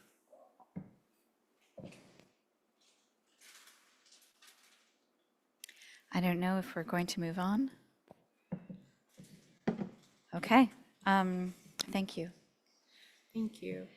I just want to say thank you to Susan, yeah. Yeah. She's gone. Oh, she's gone. She crashed. Nope, she's there. Thank you, Susan. Thank you, Susan. And Karen. I just want to actually, remind Karen people. was Oh, a go ahead. huge part of this because it's a big part of the budget. Yeah, So we can hear it in the everyone- details yeah. that you refer to. Yeah, thank you. And we'll be receiving the full budget book in the first couple of days of February. So that will have much more details for everyone to look at. We are now at the point of school committee actions, and our first one is the rates for the staff materials fee program. And Mariah has some slides to share, Sure. I believe. So just as a reminder, Finance has reviewed this for several meetings in a row, and I'm not going to try to recap all of the conversations we've had at Finance.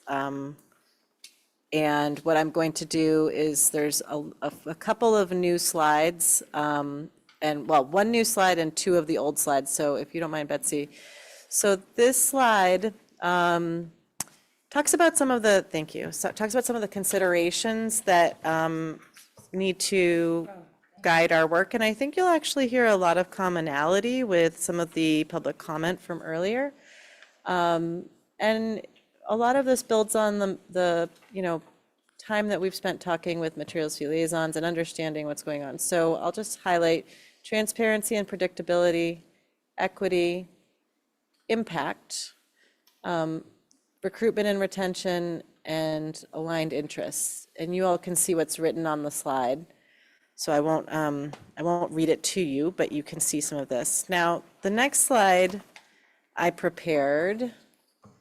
This, I'm going to talk you through this because there's a lot of numbers, but I just wanted it to sort of inform what we're actually talking about when we talk about going beyond the historical 333, which is 3% increase a year that has been, and I won't say it's the standard or anything, but it has been in recent practice most common, although we have varied from it in multiple years. So if you were to go, and I'll just sort of walk you through this and then I'll go to the motion, then we can talk about this. If you were to go to do a 333, which is 3% for the next 3 years with a 10% discount for more than one student, the fee for a single student would be the values you see there. So 3641 next year, 3750 the year after that, 3863 the year after that. And you can see the revenue that that generates. That revenue is based on the assumption of the exact current mix of students we have now. So of course it will not be that exact number, but it gives you a sense of scale. If you were to look at the fee and the revenue on the next column, that is what the finance subcommittee voted 3-0 to support. Jesse had to leave us a couple of minutes beforehand, so he didn't get the chance to vote. You'll see that the fee is what you see there. So 3712, 3897, 4092. You can see the revenue. And then what I did below was net out, so you can see the actual change between what I'll say is the default, that first column. So 3712, like you see the FY27 fee, minus the, if it was only 3%, you can see that it's a $71 increase. So it'd be a $71 increase compared to 333 in the first year, 147 in the second year, 229 in the third year, and then the same, you can see the comparisons down below. And I gave you a 3-year total. Does that make sense? Like, does everyone understand what 555 is and how it compares to 333? Is that clear so far? Because if you don't understand that column, none of, like, you'll be totally lost for the rest. Yes, but, oh, sorry. Yeah. I didn't mean to. Be so loud.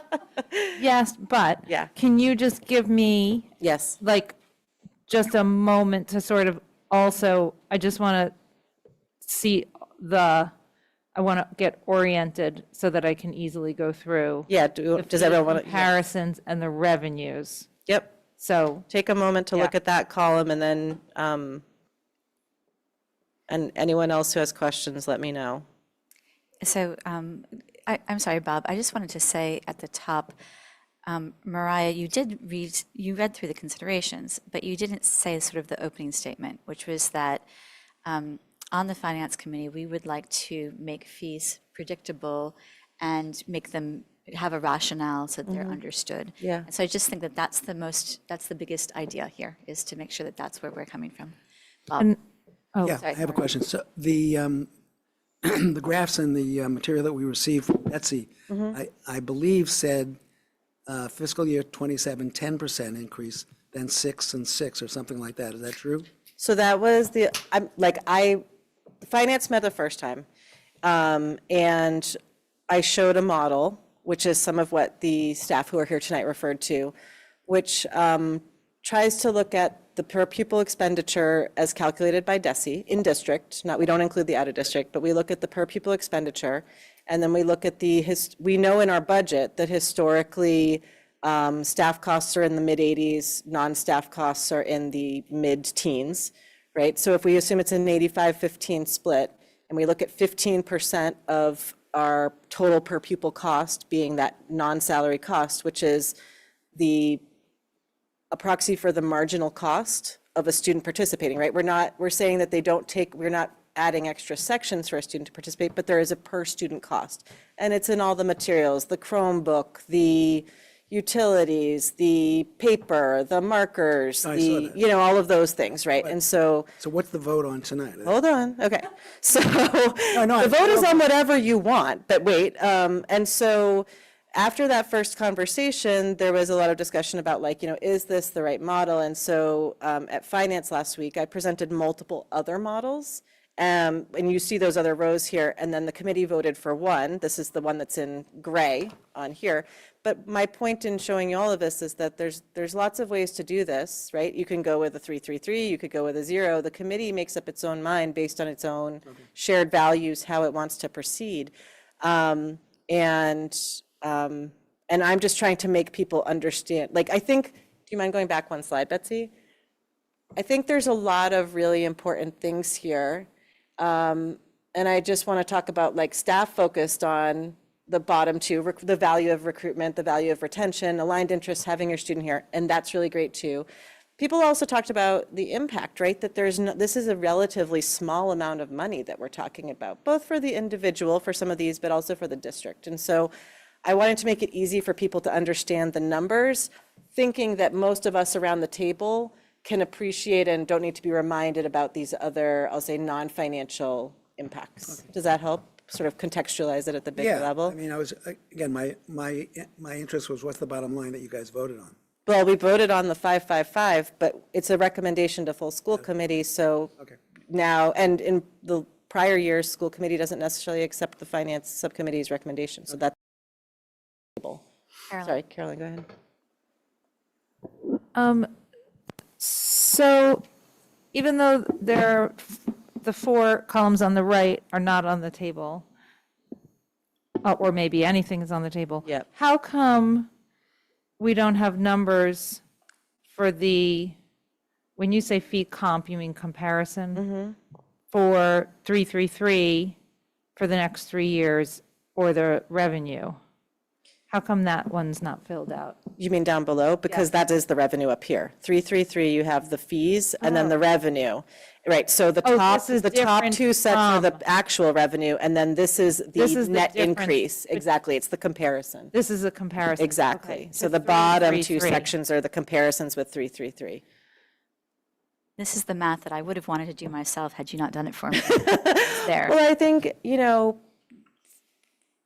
I think that there is a default of 333 is the sort of like the default. And so it helps people understand what's actually at stake. And I wanted to make it easy for people to understand what that meant, both for an individual participant in the program as well as for the district as a whole. So for example. Yes. If we, instead of doing 333, which has been the practice, but do 555, the district would, assuming the same exact number of students, take in FY '27, 13,709 more than otherwise. Correct. And then I gave the summary and then the 3-year total, so you could see it's 86,000 over the 3 years, but 13,000 in that first year, as you say. Okay, thank you. Okay, so, wait, we all get the math, right? I just want to, okay, so then the next column was one we looked at that was 5% in the first year, 6% in the second, 7% in the third, 10% for each additional children, 10% discount. Next column, 6, 6, 6, 10. The next to last one, 1833. I presented that one again with the idea of it still gets us to the equity of the fee, meaning that it still arrives at that sort of the goal of right-sizing the fee to reflect the non-salary costs of student expenditures by that 3rd year. But it sort of This historic non-salary cost, because it does change.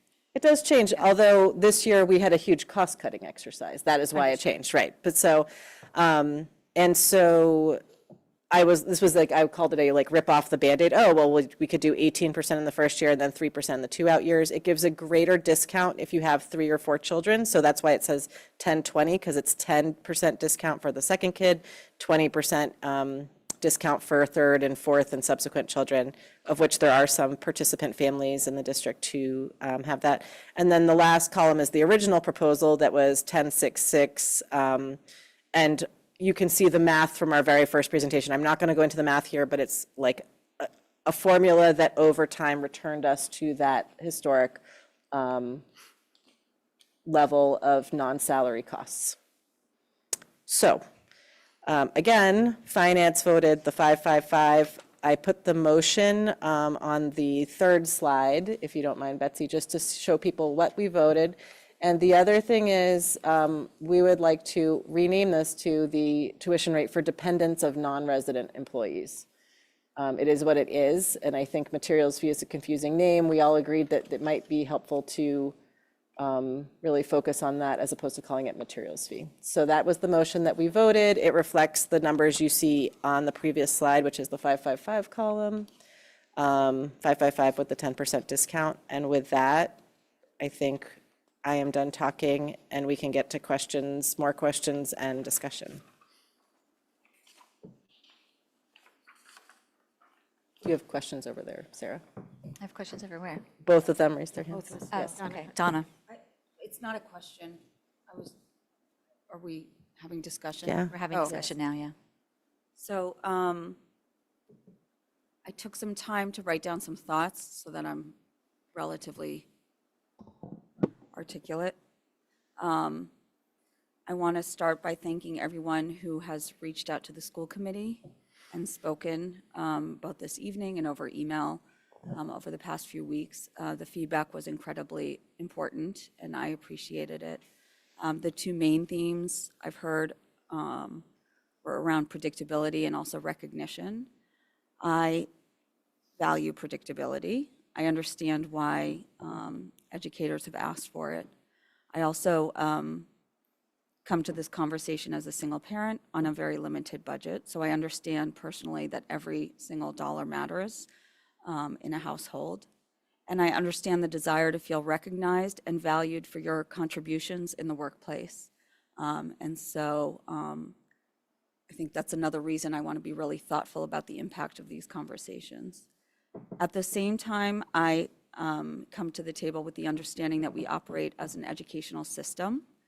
We are one district that values every single student, and educating any child in our system draws on system-wide resources that go beyond the toilet flushes. I think we all understand that, and include components like curriculum and materials, student services, professional development, mileage reimbursement, and all the things that we heard about in the Q2 report.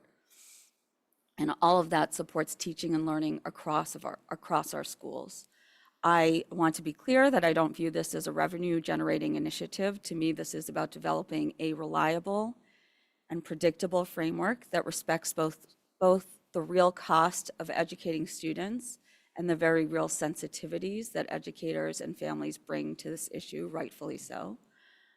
For me, and we talked about this a lot at subcommittee, for me, what's important is that the materials fee conversation be anchored in something real, so a transparent calculation that reflects the actual cost of educating a Brookline student.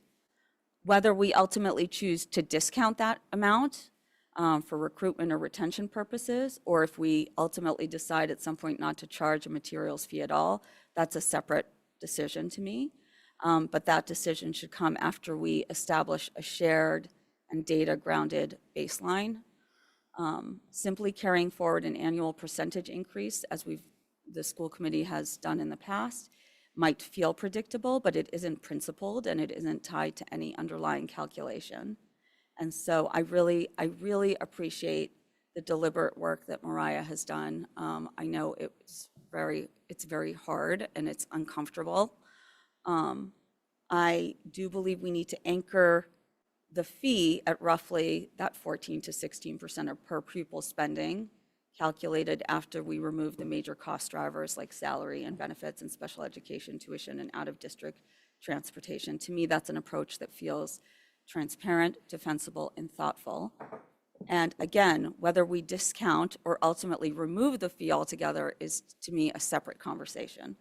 And I also, as we move forward, think it's important that we are mindful about how we operationalize the parameters that are outlined in our policy around materials fee. It's in section J of the policy manual, including some of the assumptions that are made about services and placements in that policy, so that the framework that we're discussing aligns with aligns policy and practice. The end. I really appreciate you bringing up some of what you brought up, because I think at some level, I have sort of reached my mental capacity to talk about materials fee because it's a draining conversation, and I will probably forever regret having mentioned toilet flushing as the measurement of utilities, because you turn into an ogre it turns into an ogre.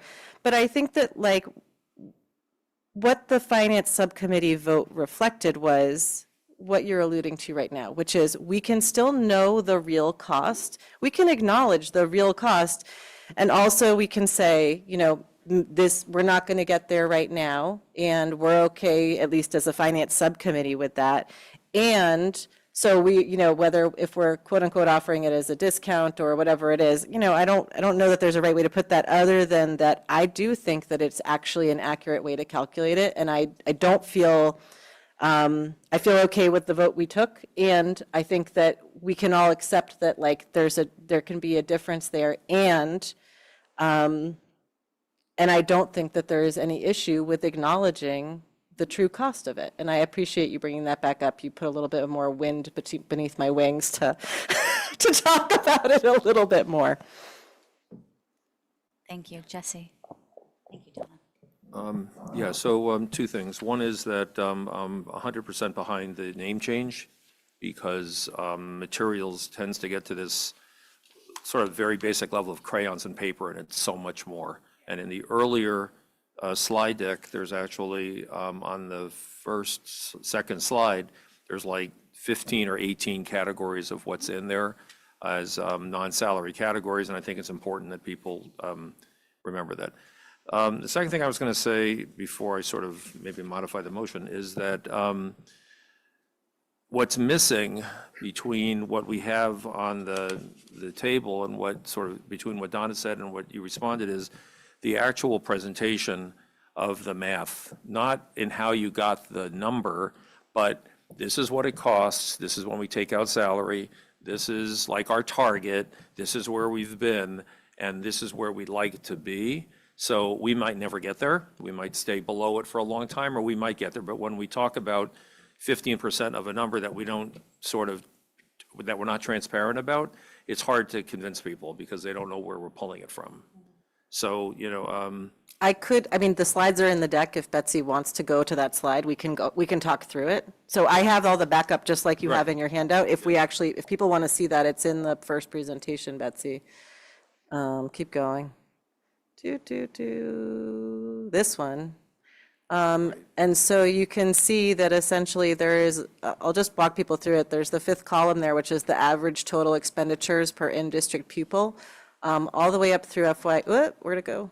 There, all the way up through FY23. That's based on DESE data that was published on the DESE website. Right.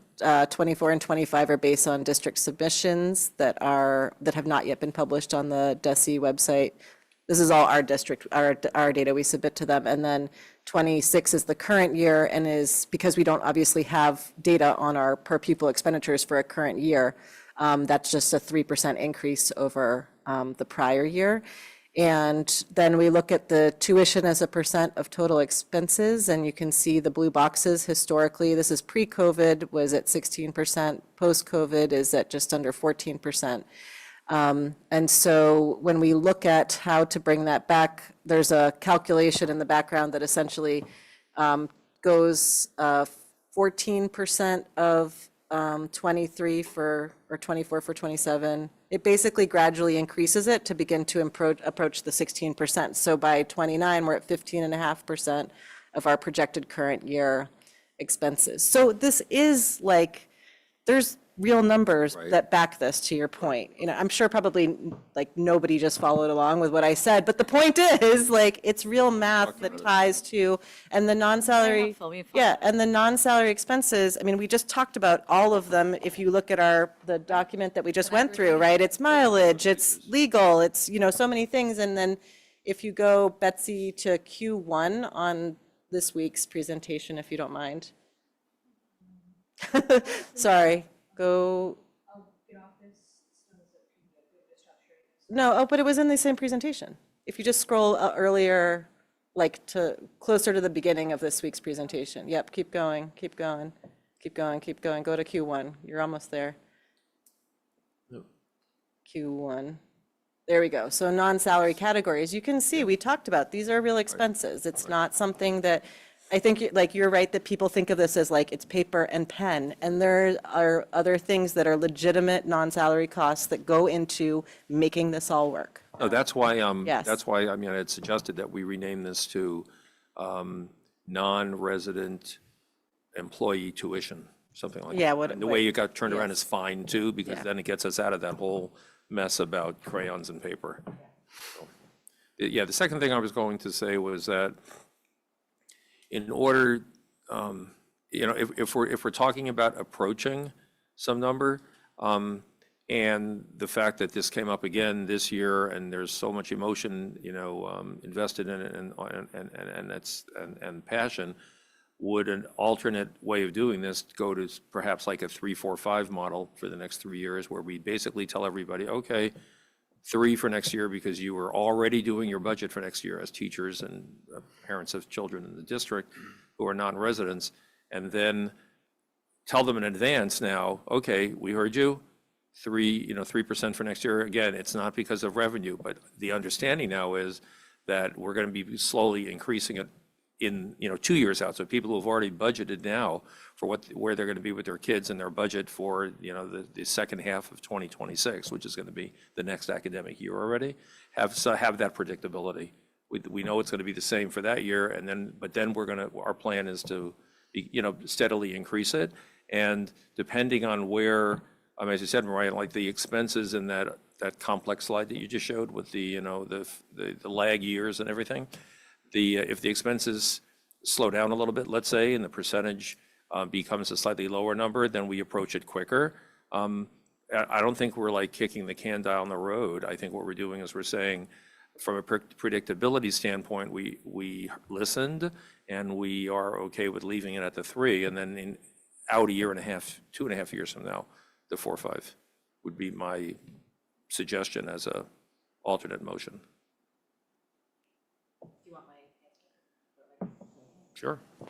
I actually do think that's kicking the can down the road, but I mean, that's just the reality of, if you look at the numbers that you see in the budget that we, again, looked at for the next 3 years a couple of minutes ago, overall, the percentage change is listed at the bottom as 6%, almost 4, and 4.5, right? So, and in response to one of the comments at the podium about tying it to wage increases, I just did a quick calculation earlier, and that increases 4.1, 4.9, and 4.7% over the next 3 years. So I actually do think it is.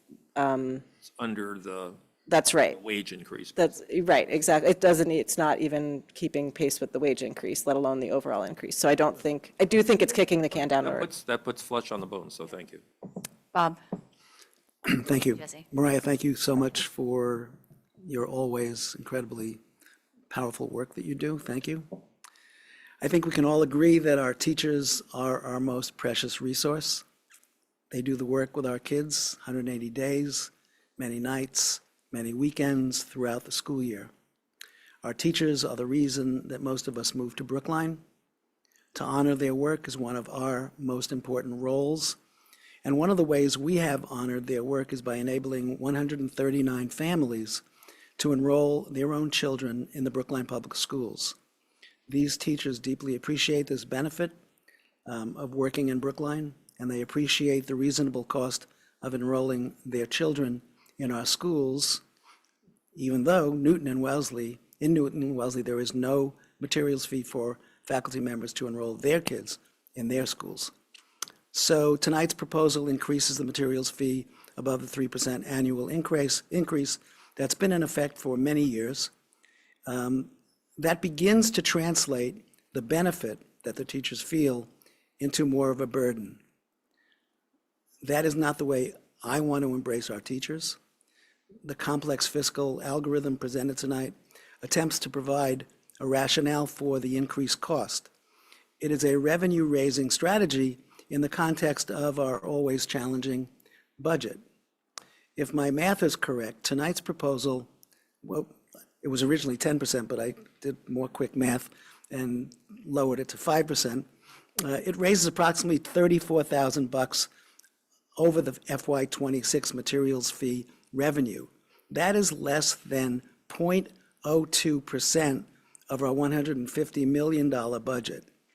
For a 0.02% increase in revenue, we alienate not 139 teachers and many of their supportive colleagues. This proposal negatively impacts our teachers far more than it helps our budget. I strongly recommend that we maintain the reasonable 3% increase that our teachers have come to expect since fiscal year 2013. And I would propose that we keep the 3% increase over the next 3 years. Thank you. Thank you, Bob. Suzanne? So is the idea that for 3 years, it would be 333 or 555, and then we would renegotiate again? I mean, is that kind of what we're thinking? Susan suggested, I think starting last year, that we put our fees onto a 3-year cycle and do like a third of them each year to just make this more tractable for everyone involved. So yes, just like last year, we voted BEEP, a 3-year plan for BEEP. With that said, of course, we can't bind a future school committee or even this school committee next week, so we could always revote something in the future. But that is the idea, yes. And I know you're talking about maybe switching to the term tuition. I'm not sure that's the right term either, because it's not tuition. I mean, it's, the cost per student is, it's not really, that might be tuition. That would be the full cost. When we think of tuition for private schools or cost per student, we think of the whole cost and the whole child, not just. I think our policy manual actually does call it tuition, so I think, this is all sort of aligning with, yes. Okay, I just don't think it covers it quite what we're trying to say, but that's fine. I actually agree with Bob. I think I'm leaning towards a 333. I think this is something we provide our teachers. It is a benefit. We provide the families. The incremental revenue is probably not that, well, we know it's not that much. And I think it is benefit that, we're not trying to cover our costs. We're trying to offer benefit, and that this is a reasonable way to do that. And a 3% increase is a 3% increase. And then as it compounds over the years, it's a little higher. I could be convinced maybe a 3.4, if we want to start going down that road. But I do think that as Jesse said, they're already thinking of budgeting for next year. So even 5% may sound like, a hefty amount, or even if it's a small amount for them, it's something they may have to rebudget for. I am leaning towards a 333. I could be convinced to go to a 334, but that's where I'm standing right now. It was really helpful tonight to see the increases, and I think that is one of the things that spawned what Bob said, is, this is a small amount of money, and it doesn't balance the budget in any way. And so I wanted to speak after Bob and Suzanne to not repeat anything that you said, but to add on to one of the ideas that was presented in public comment tonight, is that our teachers really are here for, some of our teachers are here for this benefit that we offer, and we in turn get benefit from those families. And I can think over the 15 years that I taught in the public schools of Brookline, I think that I probably taught about 12 materials fees kids, and then maybe some that I didn't realize were materials fee kids. And their families are the ones that are on the soccer fields and show up for events. And the parents are staying in the school system through to retirement, or some of the ones of the students who I've taught over the years are still there years later teaching kids. And my son is in the class of one of those parents this year. So we do get benefit from this program. I don't want us to not act today on something that's going to come up again and again. I think that that's one of the things that the parents were asking us, predictability and rationale. So if we are deciding that we're going to not get to the place where it makes the fee makes sense, then I am feeling like, let's not change the fees. We're not at 555, we're not balancing the budget. So I'm going to join Bob and Suzanne. Bella, could I ask you a question? And I should know this, and I don't know this, but if we were to vote, do you know what level of revenue for 27 is baked into the forecast? So for example, if we were to vote 333, would we be exacerbating the deficit that we find on the spreadsheet now? If we were to vote 5.5, like what is the? She didn't vote the new number. I mean, the new number isn't in there. Well, there has to be some sort of number baked into Susan's revenue special, like the revolver fund, because it's offsetting. I'm assuming it's at 333, but I don't know that. I Okay, don't know that she's available. yeah, fair. Yeah, sorry. Okay. I should have asked before. It just came into my head. I think that, like, I appreciate all of that, and I think that when we're doing this from the finance subcommittee, we're looking at it through the finance lens, and then we go to full school committee, and we've talked about some of these things in the finance subcommittee, and I think they're important. And now we're at full school committee and we're talking about them. So do we have a motion? Does someone want to make a motion? I'd like to move that we approve 3%, 3%, 3% fiscal year 27, 28, and 29. I'll second that. And just, can you confirm that you plan to also request the discount of 10% for additional dependents, which is the current practice? Yes, remain that, keep that. Do you have all the language? I can read it. So it would be to set the tuition rate for dependents of non-resident employees of the town of Brookline and the public schools of Brookline to, Betsy, can you put it back to the one that was just there? Because I need the numbers on that screen.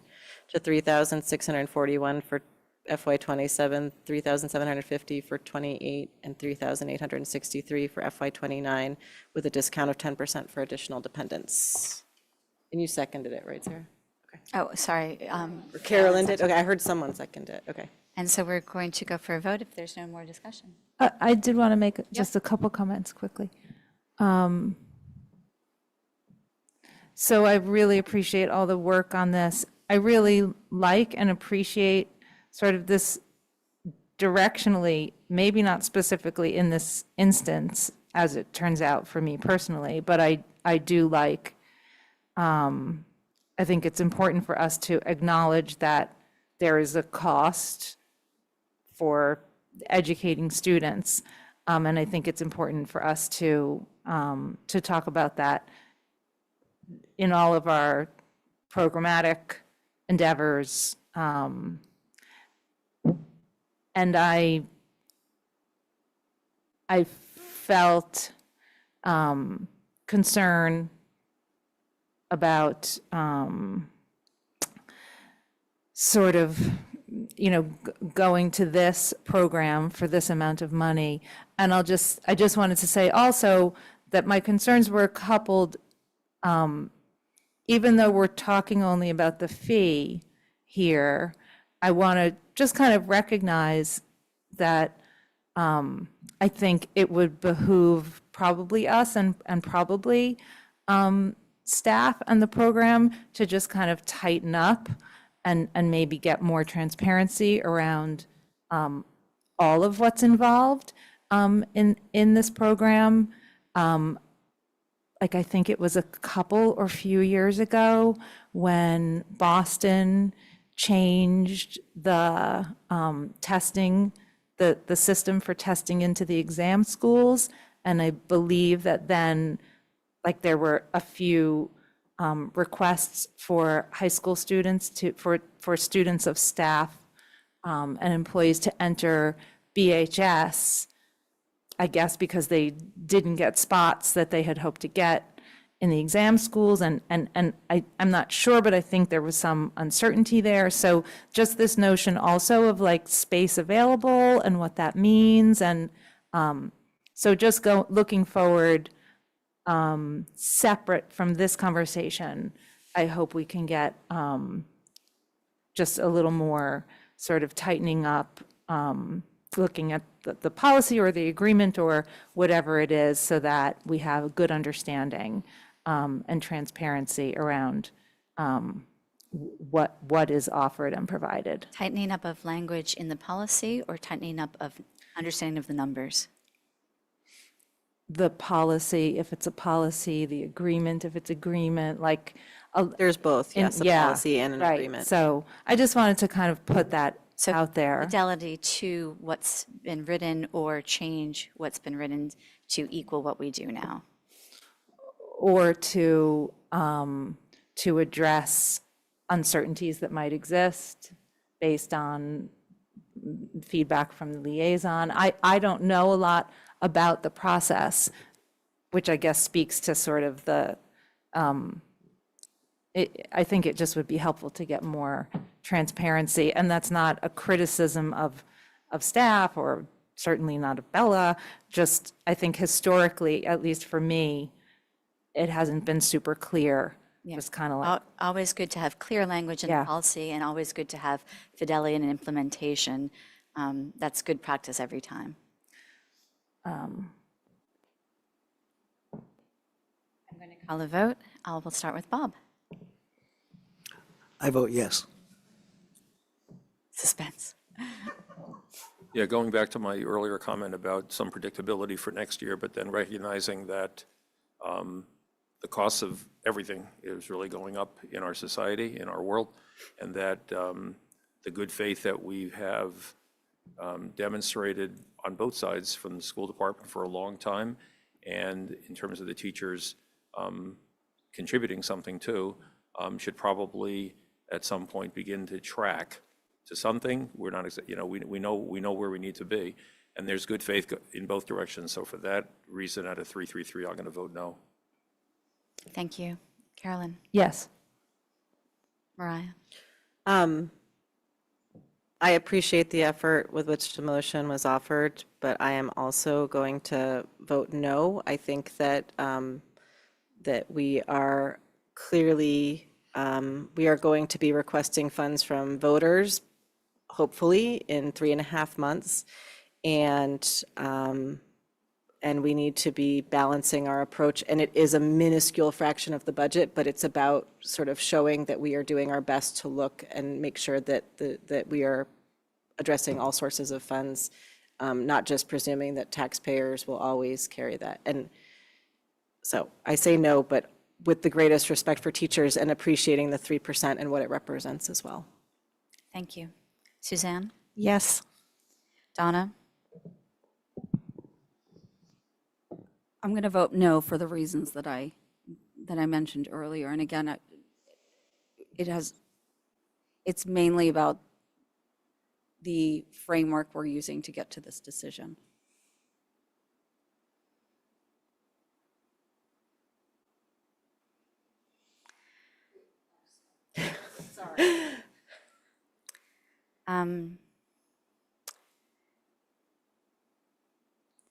I'm going to vote no.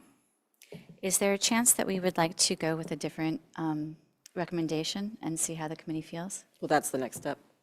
Yep. I voted no. No, it failed. It failed. Failed 4-3. Jesse, would you like to make another? Yes, I wanted to recommend in similar language to what Mariah had written before, that we set the tuition rate for dependents of non-resident employees of the town to the values shown not there, would have to be recalculated quickly to the 345, which gives us a predictability for next year, and predictability for the next 2 years, that staff can prepare adequately. They know a year and a half in advance, and that it does represent a good faith action of the school committee and a good faith response of our staff to rising costs, even though everyone agrees it's not a lot, it's not millions of dollars, but things, textbooks cost more, and we see that in Susan's line item. IT leases cost more, everything is costing more. And so, it's a wonderful opportunity that students of non-resident employees of the district get to attend the schools and enjoy all of the wonderful things that it suggests and that it provides. And it's wonderful, no question about it. But given the fact that we have, if we're not talking about eliminating it. Wait, are you doing a motion or are you doing a monologue? Right. What's the motion? It was 3, 4, 5, 10? 3, 4, 5. 10% discount? 10% for additional children. Any further discussion? Well, we need a second. Oh, first of all, are you raising your hand to second? No, I'm raising my hand to suggest the potential of a friendly amendment. I'm Yes. wondering if, Well, let her see, maybe you'll accept it, and then she'll second her friendly amendment. Go ahead. yes. I'm wondering if we can take that 3, 4, 5 and tie it to anchor it in a tuition that's based on a percentage of the per pupil spending, and then. I did not bring my laptop to do math. I'm just telling you right now, I didn't bring my laptop, so. Well, You do understand that the percentage changes, right, over time, and so we couldn't take 15. We would, if you're trying to anchor it to something and have it be meaningful, that percentage does change. right, okay, so that's, I was sort of gauging if that resonates for anyone besides me. I personally would rather see it be a flat percentage, like a 4.44, than a 3.45, but I will second your motion to see where we get. Bob, how do you vote? Can we have some discussion first? Oh, sorry.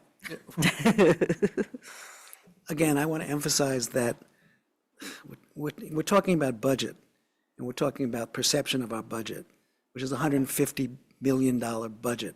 And we're talking about a few $1,000s in terms of the materials fee. And I think,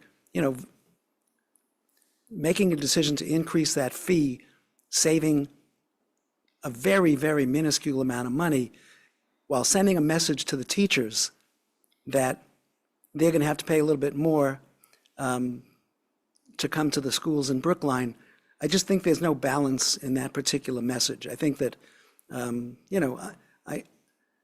I would prefer that there would be no materials fee, honestly. I know that's a big budget decision. And I don't think there are the votes on the committee to do that. But I guess my alternative to the 3.45 thing? My amendment to that would be, let's just do 1 year, 3%, talk about it again. That would be my amendment to that budget, motion. I guess the way 3% that for things 1 work year. is because it was already seconded, we're at 3.45. Well, theoretically, he can amend, and if someone seconds his Okay. amendment, and then we actually vote on the amendment, we can go ahead. Parliamentarily, yes, that's how we can proceed. Can I repeat his? Yeah, what would somebody be seconding? He wants to just do a 1 year motion for 3%. I would second that.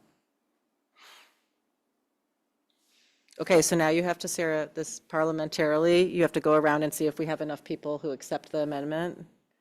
And then, well, I don't know, you made the motion, you seconded it. Now we go around and you see if we have enough people. If that passes, that becomes the main motion. We vote on the main motion. So we're voting to see if the motion is to raise it 3% in this next year. Bob, how do you vote on the motion? I vote yes. Jesse? No.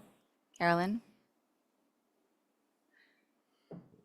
I'm sorry, because, no, because I was thinking about sort of this other stuff and wishing that we could somehow tie this to a commitment to looking at this in its entirety. Sorry, we're voting on whether to accept the motion, or am I voting on Bob's motion? Yes, to accept it, the amendment. Yes, I accept the amendment. Mariah? Yes, I accept the amendment. Suzanne? Yes. I'm not going to vote for it. Donna? Yes. And I vote yes to accept the amendment. Now we're going to vote on whether we think it makes sense to raise fees by 3% for next year only. The motion is not to whether it makes sense. Yeah. Sorry, not makes Yes. sense. Raise Motion- fees for It will be a 3% raise for the 3% materials raise fee for the materials in fee. FY '27. in FY '27. And now I have a question. Yes. Is there a way to include language that that whatever the policy section is in J will be docketed this cycle? I'm such a realist that I have to point out that if Mariah is not on the school committee, these things are not going to get done like they have in the past. And this is our big chance right now. Mariah has done a lot. I want to sort of, like, that's a policy question that she's talking about. Yeah. And I don't think that me being on there, I think that Carolyn is right that there is a larger question of making sure policy and practice are aligned that have nothing to do with the fee. So I wouldn't want to link them here. I'm not. Carolyn, are you speaking about the language of the policy and the fidelity of the policy? Or are you also speaking about? I'm asking whether it's numbers? possible as procedurally to add language to the motion that would bind this school committee to addressing the policy in policy subcommittee before I think Andy said that May. there's like literally two, we were at policy last week. He said there was 2, maybe 3 more policy meetings. So That's it. like, we're basically at the end of the policy cycle for this school committee. Well, I mean, can't there be more meetings? I don't know why that's funny. Like, we have a There could be, and practice we of talked meeting about once that, a month, yeah. and I personally, like, Andy's not here, and I would feel uncomfortable getting ahead of saying that publicly without talking to staff and making sure it's gonna work. If we, Like, Because I'm actually, because we are so short-staffed, and we're struggling to try to be able to support the subcommittee work, period. Yeah. In a meaningful way, and you might have noticed, like, we're scrambling, but it's because we're so short-staffed and we're focusing on running the schools. So, and I appreciate that I respect that you're so interested in the subcommittee work, but we're struggling to keep up. Right, which is why a 3-year plan makes a lot of sense, because we can always change it. As Mariah said, we could decide next year as a school committee we want to change it, even though it was voted for 3 years. We can decide to triple it or remove it next year if we don't want to. But having the 3-year plan, as Susan had suggested, for the fees and rotating through, just makes a lot of procedural sense, and it allows the school district administration to sort of, exhale for a second. but Jesse, the question on the table is about the language of the motion, respectfully. Yeah. So, and then also respectfully, Bella, I think, You asked that it be done in this cycle, and so that's different than saying we should address it through the policy subcommittee. I was just concerned Yeah. because there's already a backup. I understand. And I said that only because I think like we can't bind a future subcommittee yeah, we can't even. to an action. We can't even bind ourselves. Okay. I mean, I'm literally asking whether it's possible. And just for the record, I think respectfully, although of course it's often relevant and necessary, and ultimately relevant and necessary for staff to participate in subcommittee meetings. Subcommittees can meet without staff, so like there could be some discussion, but it sounds like there's not an appetite for that, and that's fine. I just wanted to ask. We're in the middle of the vote, right? Weren't we voting? Yeah, we're in the middle of a So I vote. think you were waiting for your vote, and then you started talking about the potential amendments. Oh, okay, sorry. So we are voting on, A 1-year, 3% increase. my vote is yes. My vote is no, we should be going on 3-year cycles. Yes. Yes. Yes. So I think it's 5-2, right? You and I voted no, everyone else voted yes, correct? So the motion passed. And automatically, we discuss it next year. I mean, Well, what's the matter? No, I mean, we have 1 year of a 3% increase, then it comes up next year, so we have an I opportunity. mean, yes, I have that would like to conversation once discuss it again. next year, and I would like to discuss it, again, with ensuring alignment with policy and ensuring that it's anchored in something substantial. So I would love to discuss it next year. I just feel like there's a whole list of things that we want to discuss next year. Let's keep growing going, list. can we? So the next item on the agenda. Next item on the agenda is the tuition rates for specialized education programs, special education programs. And I think I'm going to do this because we already did this last week at Finance. So you have the tuition rates that were proposed. Karen came to us at Finance Subcommittee last week. We talked a lot about the rationale for why these particular programs were chosen. You can see that comparison costing was provided. We talked about the rationale for why Brookline's costing might be different than some of the programs you see here. For example, why are some of our programs, or why are all these programs less expensive? We talked about that rationale. The subcommittee voted 4-0-0 in support of adopting the proposed tuitions that you see here for Adaptive Learning Center, Winthrop House, and Lab. So I would make the motion to adopt the specialized education program tuition rates that are shown on the sheet. Would someone like to second? Seconded. Seconded by Jesse. Suzanne? Yeah, I have a couple of questions. So would we vote on the tuition amount each year, or it's going to go up, or how would that work? Sorry. While Karen's approaching, I just wanted to thank Karen and Susan for the work, the backup work to establish rates that made sense. So I think typically that's the school committee decision. What many places do is you set the rate and then it's a sort of a standard increase, say a 3% increase annually. But that's certainly a decision of the committee. And if you don't mind, my other question is, how will we determine if we have seats available? So for instance, in the fall, let's say a program has 4 students. If we fill that, let's say you were allowing 5 students, so we added a tuition, we brought in a tuition student, but now we're full. And then if we have someone move in who's our own student, or if there's been a new diagnosis or whatever, and then there wouldn't be a seat. So will we fill the seats in the fall? How will we do this? So carefully and slowly would be some of that. I mean, I think, we have a good sense. There is some predictability. Obviously, we don't know new students coming in and move-ins to the district. So in general, our programs do not run, we would be very careful in terms of, so for example, the lab program right now is pretty much at capacity, right? And so just, the reason why lab's there, as many of you know, is because Driscoll has open classrooms, right? So if we were going to, for example, bring students into the lab, that would require a program expansion. Our ALC program, we certainly have 3 classrooms and 11 students. So we have a good sense of knowing what's coming up from our pre-K program. We never know in terms of move-ins. And so you really look at doing a very slow measured tuition in when you know you're not going to get beyond a capacity where the program's going to be full, so to speak. So will a family out of district apply to our district and come through your office?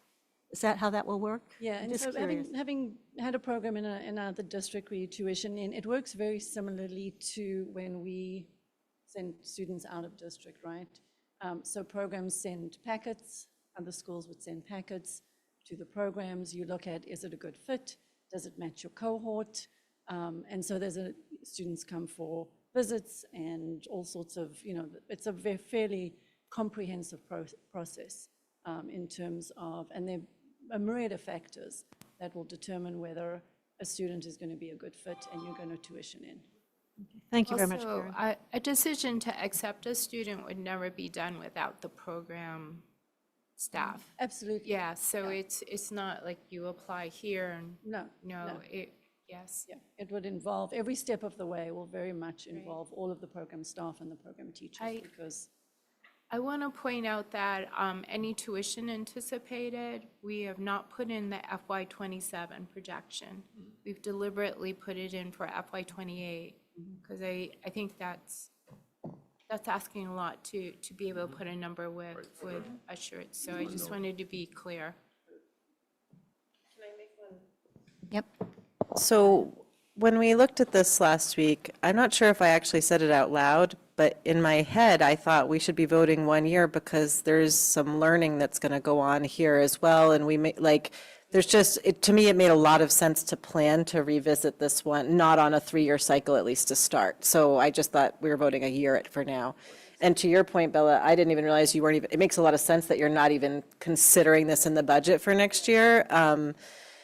So I guess I think that this is something we might need to revisit quite a bit. And as we know from some of our conversations over recent years, out-of-district tuition programs, which are in some way, there's some similarity, have gone up by much more than 3%. So assuming a 3% increase would probably be not accurate anyway. So I think I'm not going to modify my motion to make this a multi-year increase for now, because I really think it does need to be revisited closely for the first couple of years. Okay. Donna? I think we had this, bless you, Betsy. We had this conversation at subcommittee 2 weeks ago, and you confirmed, but I think it would be helpful for the full school committee to hear as well, in case anyone else is thinking the same thing. By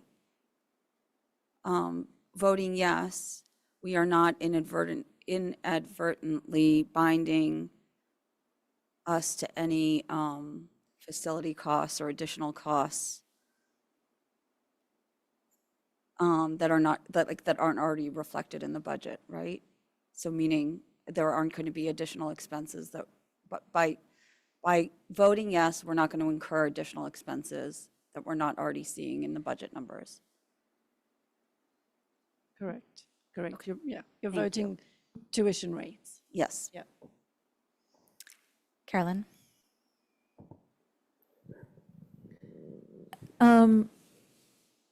I think I was watching or listening to a subcommittee meeting where this was first brought up. And if you just said this and I missed it, sorry. Did you say, so lab is at capacity, and it's actually always been at Driscoll even before they had a bigger building. So I don't know why it started at Driscoll. That's fine, that's great. And I think it's a popular program. I think it's a really successful program. Anecdotally, I know a number of people who've had kids in it, and they're really happy with it. And I think my understanding is it even is sort of, can be an alternative to parents taking their kids out and sending them to Carroll or looking for a Carroll placement or a Landmark placement. So I guess I would want to say two things. One, just sort of plug, which is a separate conversation, a wish for like when there's capacity. I'd be super interested in seeing whether the district has the ability to do this program in other buildings as well. And also just, I don't mean this to be pesky, but like, how do we make sure that if we accepted an out-of-district student, that doesn't take a seat from an in-district student, if that's a fair concern? I mean, a couple of things, in terms of lab, and it is the area where there's often the most need in terms of there are not a lot of out-of-district programs that provide really robust language-based programming. So for lab, and this might get to your question a little bit, Donna, for lab, we would be, if we wanted to tuition into lab, and again, I think we need to take it very slow and steady, we would need to open another classroom. So we would need to, which would then expand the capacity to bring in students.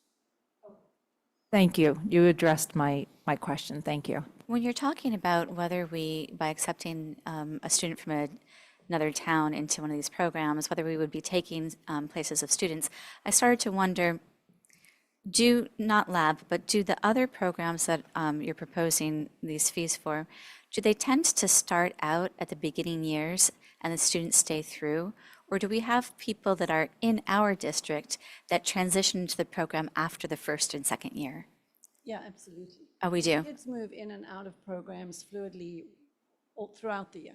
Okay. In all of our programs. Thank you. Suzanne? Yeah, thanks. So just two more quick questions. The district, it's really a district to district in terms of payment. So it's the district that's paying. It's certainly not the families, right? Correct. And so transportation would also be on the home district and coming here. Correct. Right. Okay. We also talked about that, like, for example, if there were, this has a set of assumptions of costs behind it, but that if there were an extraordinary cost related to a specific student, say like a para in addition to this program, then that would be billed like above and beyond this. So this is for the like the base program, not for necessarily all of the specific student costs. Makes sense. Thank you. I'm not seeing any other hands. Okay, so, so the motion before us is for these tuition rates as we see them on this handout here. And Bob, how do you vote? I vote yes. Jesse? Yes. Carolyn? Yes. Mariah? Yes. Suzanne? Yes. Donna? Yes. And I vote yes. Thank you.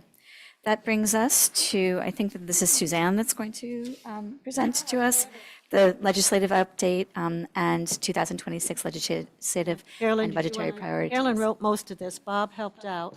So we have Carolyn, Bob, and Suzanne who are presenting, and maybe Carolyn will lead. Okay. Okay, I'm going to wing it because this is my first time doing this subcommittee. So we have our meeting February 9th with our legislators, February 9th, 12th. Let's see, February 9th. And just jump in if I'm wrong here, Suzanne. So we typically welcome them and present them with some updates about the district and some of the things that we appreciate them working on, and also our priorities that we hope they will keep an eye on and advocate for.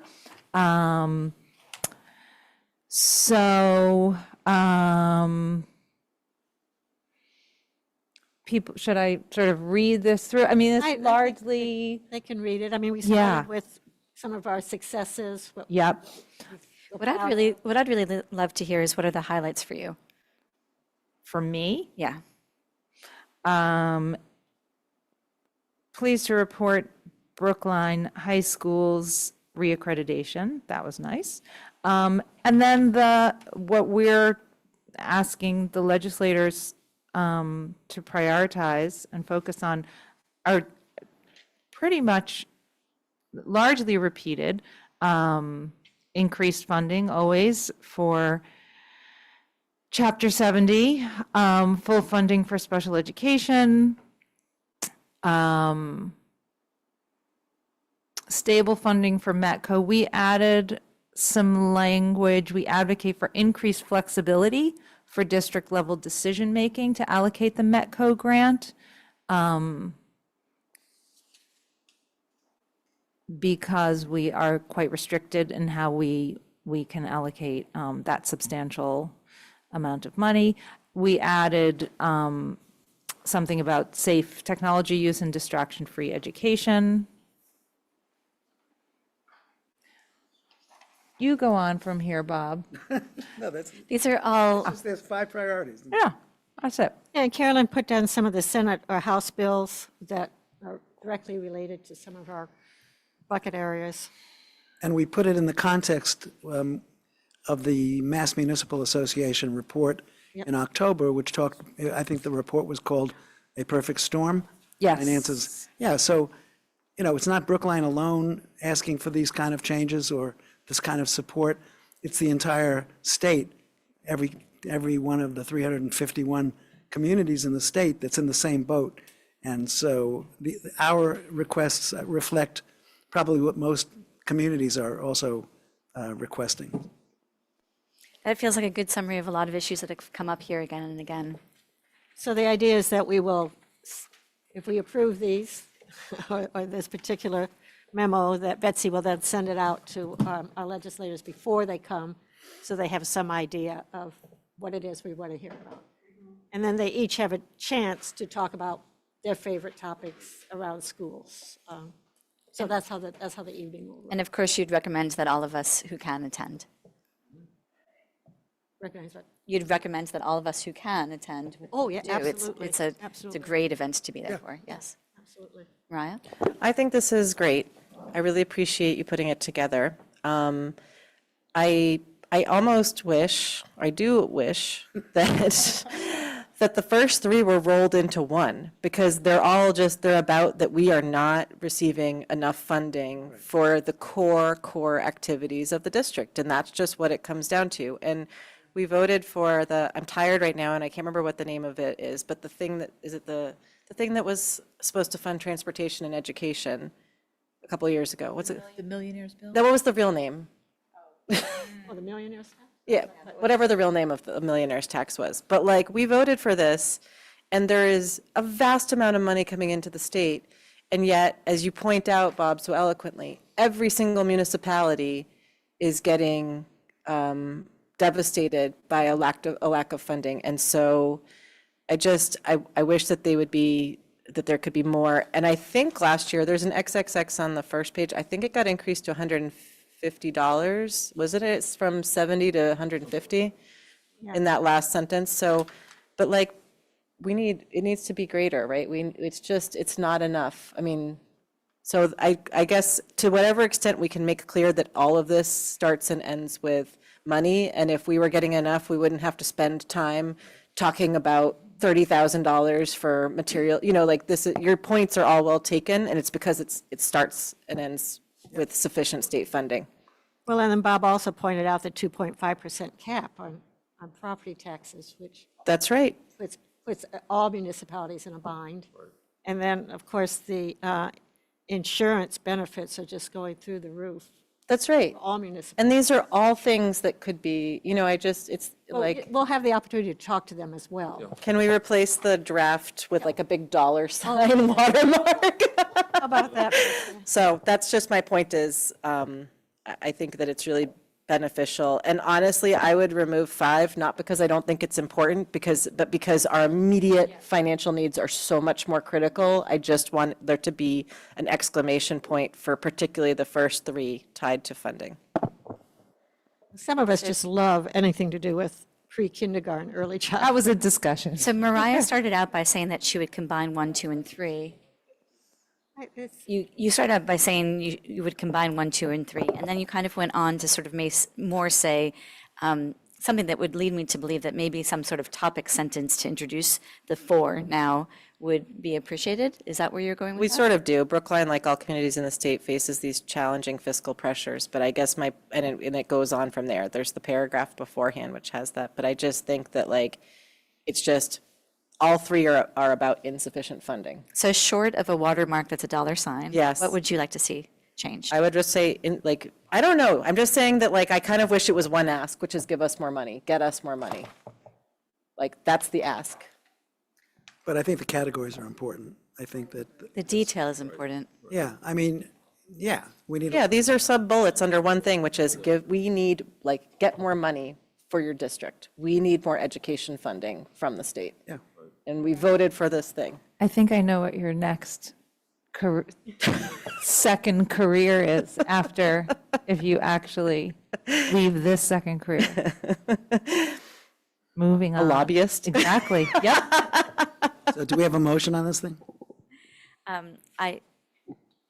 move. Okay, are you going to move that we accept as, I'm going to move that we accept as is, and yes.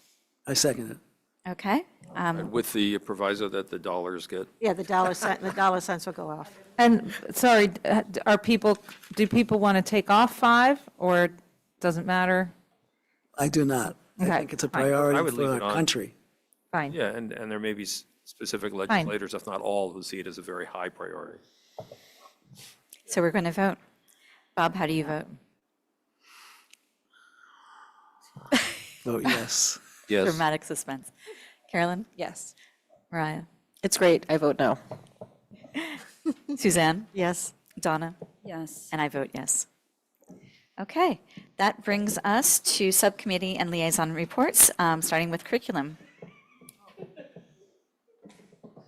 Right. Well, we are meeting next Monday with curriculum, and if there's a snowstorm, we're going to meet online. Yes, it's already a hybrid meeting, so you can come in person or online, but if it's big snowstorm, we'll pivot to remote.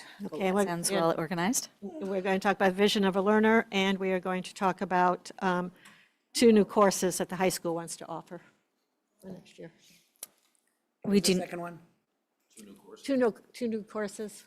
and we're going to talk about WISP too. It's not on the agenda, but I will have a conversation with you. Because she's not, Why Jen's can't, not I requested in the fall that we put it on the agenda. I know that. Why I is it know not that. on the agenda? It's not on this agenda because this agenda talks about new high school courses. There's something very important that we're going to say to you right after the meeting. New significant changes and deletions. No, it's not what it's. No, that's what the cost catalog is all about. Bob, I'd like to ask you, there's a point of clarification we're going to make in a second, okay? Can we let that be for now? Well, the thing, when is the course catalog being discussed at school committee? We are not discussing the course catalog, the whole catalog. No, We're I understand discussing that. When is- new courses that they want to offer. Every year we discuss major changes, additions, and deletions, right? What the high So school when is that presents gonna to us. happen When the here? high school presents them to us, Bob. And I have promised you that we will have the head of the curriculum come and speak to the curriculum subcommittee on WISP. I promised you that, and we will do that. She will not be available for Monday.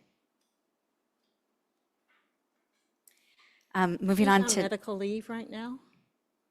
Are you talking about Jen? Yeah. Moving on to 8B, DIJ does not have a scheduled meeting. 8C is finance.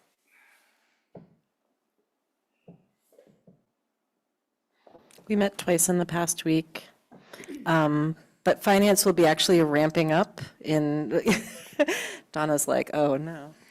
Anytime you make us laugh, extra points. Finance will, finance will be ramping up. As I said, the budget book will be delivered and we'll be having opportunities to meet. And most of our upcoming meetings will either be held during school committee. We'll be doing a lot of budget talk during school committee, or they'll be, thank you. I was doubly booked was all I could come up with, doubly posted so that everyone can participate in finance subcommittee meetings. So more coming soon. Thanks. Thank you. We just spoke about government relations. Yeah, go ahead. Sorry. This is actually not my topic, sort of, but since Andy's not here, but it is related to finance. Last week at policy, we reviewed the first draft of the finance policy redo. So I just want to mention that, even though, yes, so, and I can't remember what's happening next with it, but anyway, it's also a finance thing that's in process. Government relations we just addressed. Negotiations. So we had a meeting last week, I believe, and we did record it, and it is available to watch. So it was, we meaning the school committee side with Bella, presented some of our proposals. It's not a full proposal, but we did present some things, and then they presented, again, not a full proposal, but they had suggestions, requests around workforce and work time on time that we got so we were just able to present, and our next meeting is next week. And I'm sure we're going to talk more about this in executive session. Is that correct? We're not going to have executive session. Oh, okay. Okay, oh, well, then we're not going to talk about an executive session. I think, sorry. Oh, do you mean an executive session tonight? Yes. We're not going to have an executive session tonight, yes. Okay. Correct.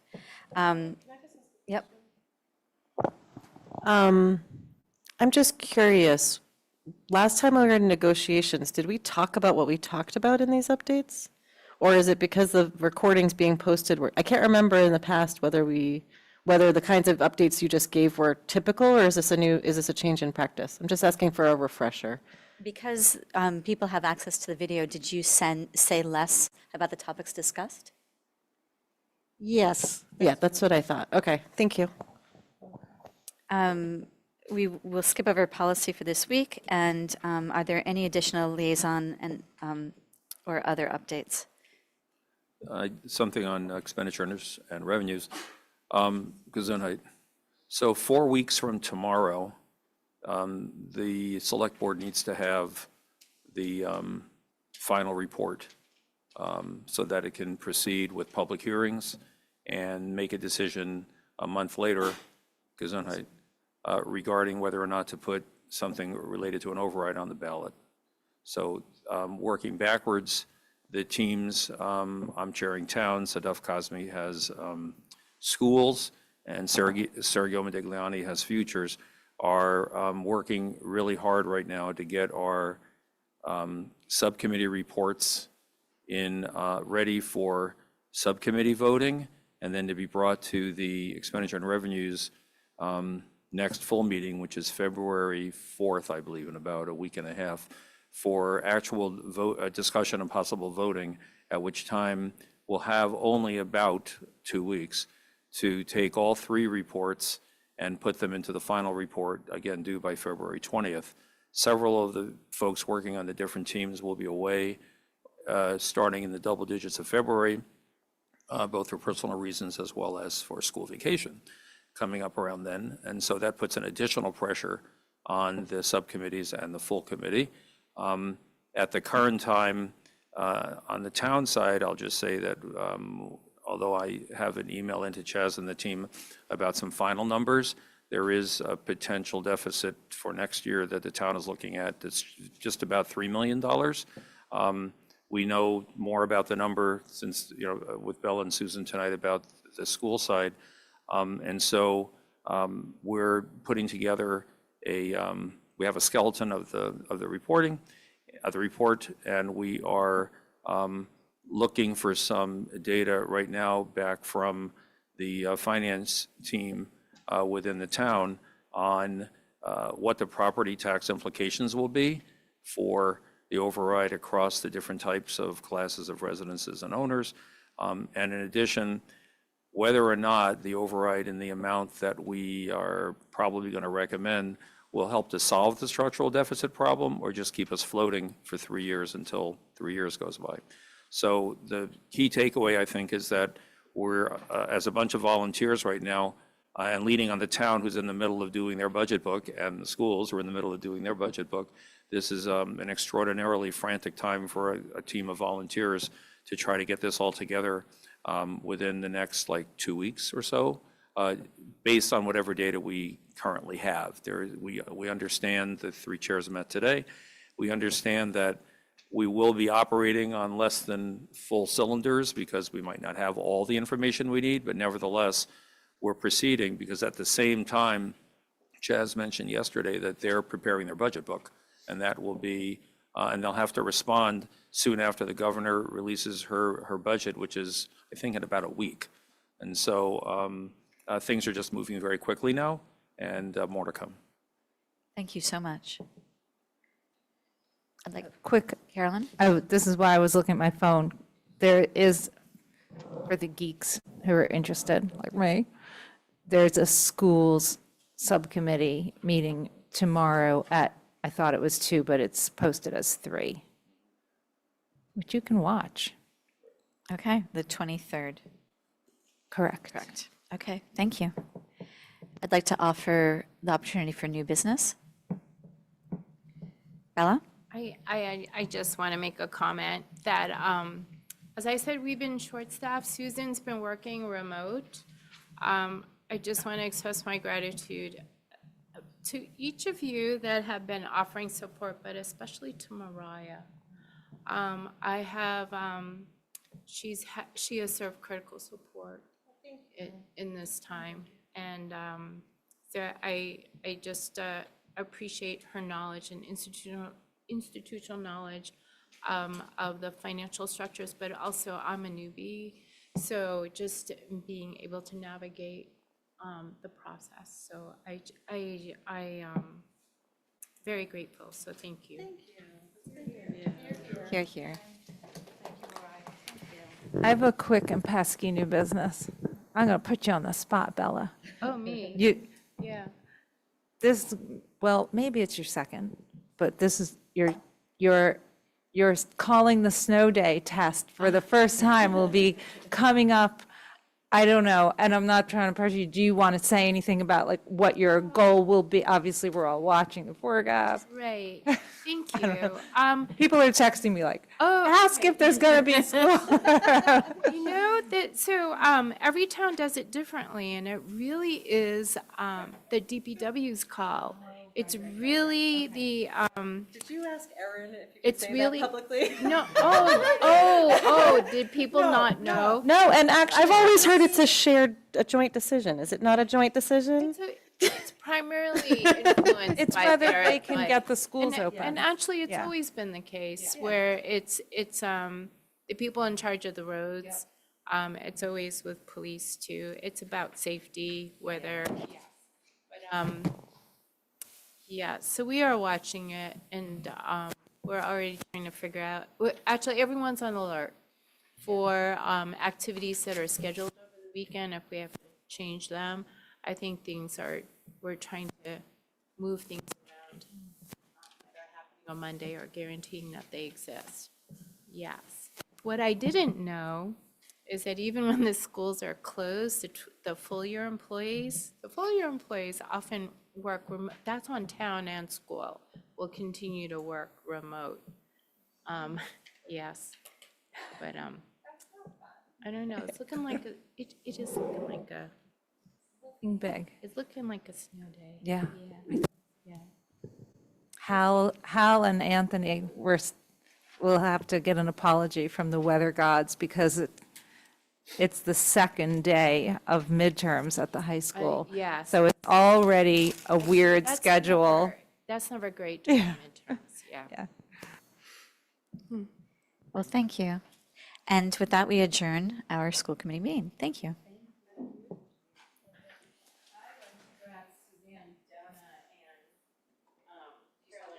Recording stopped.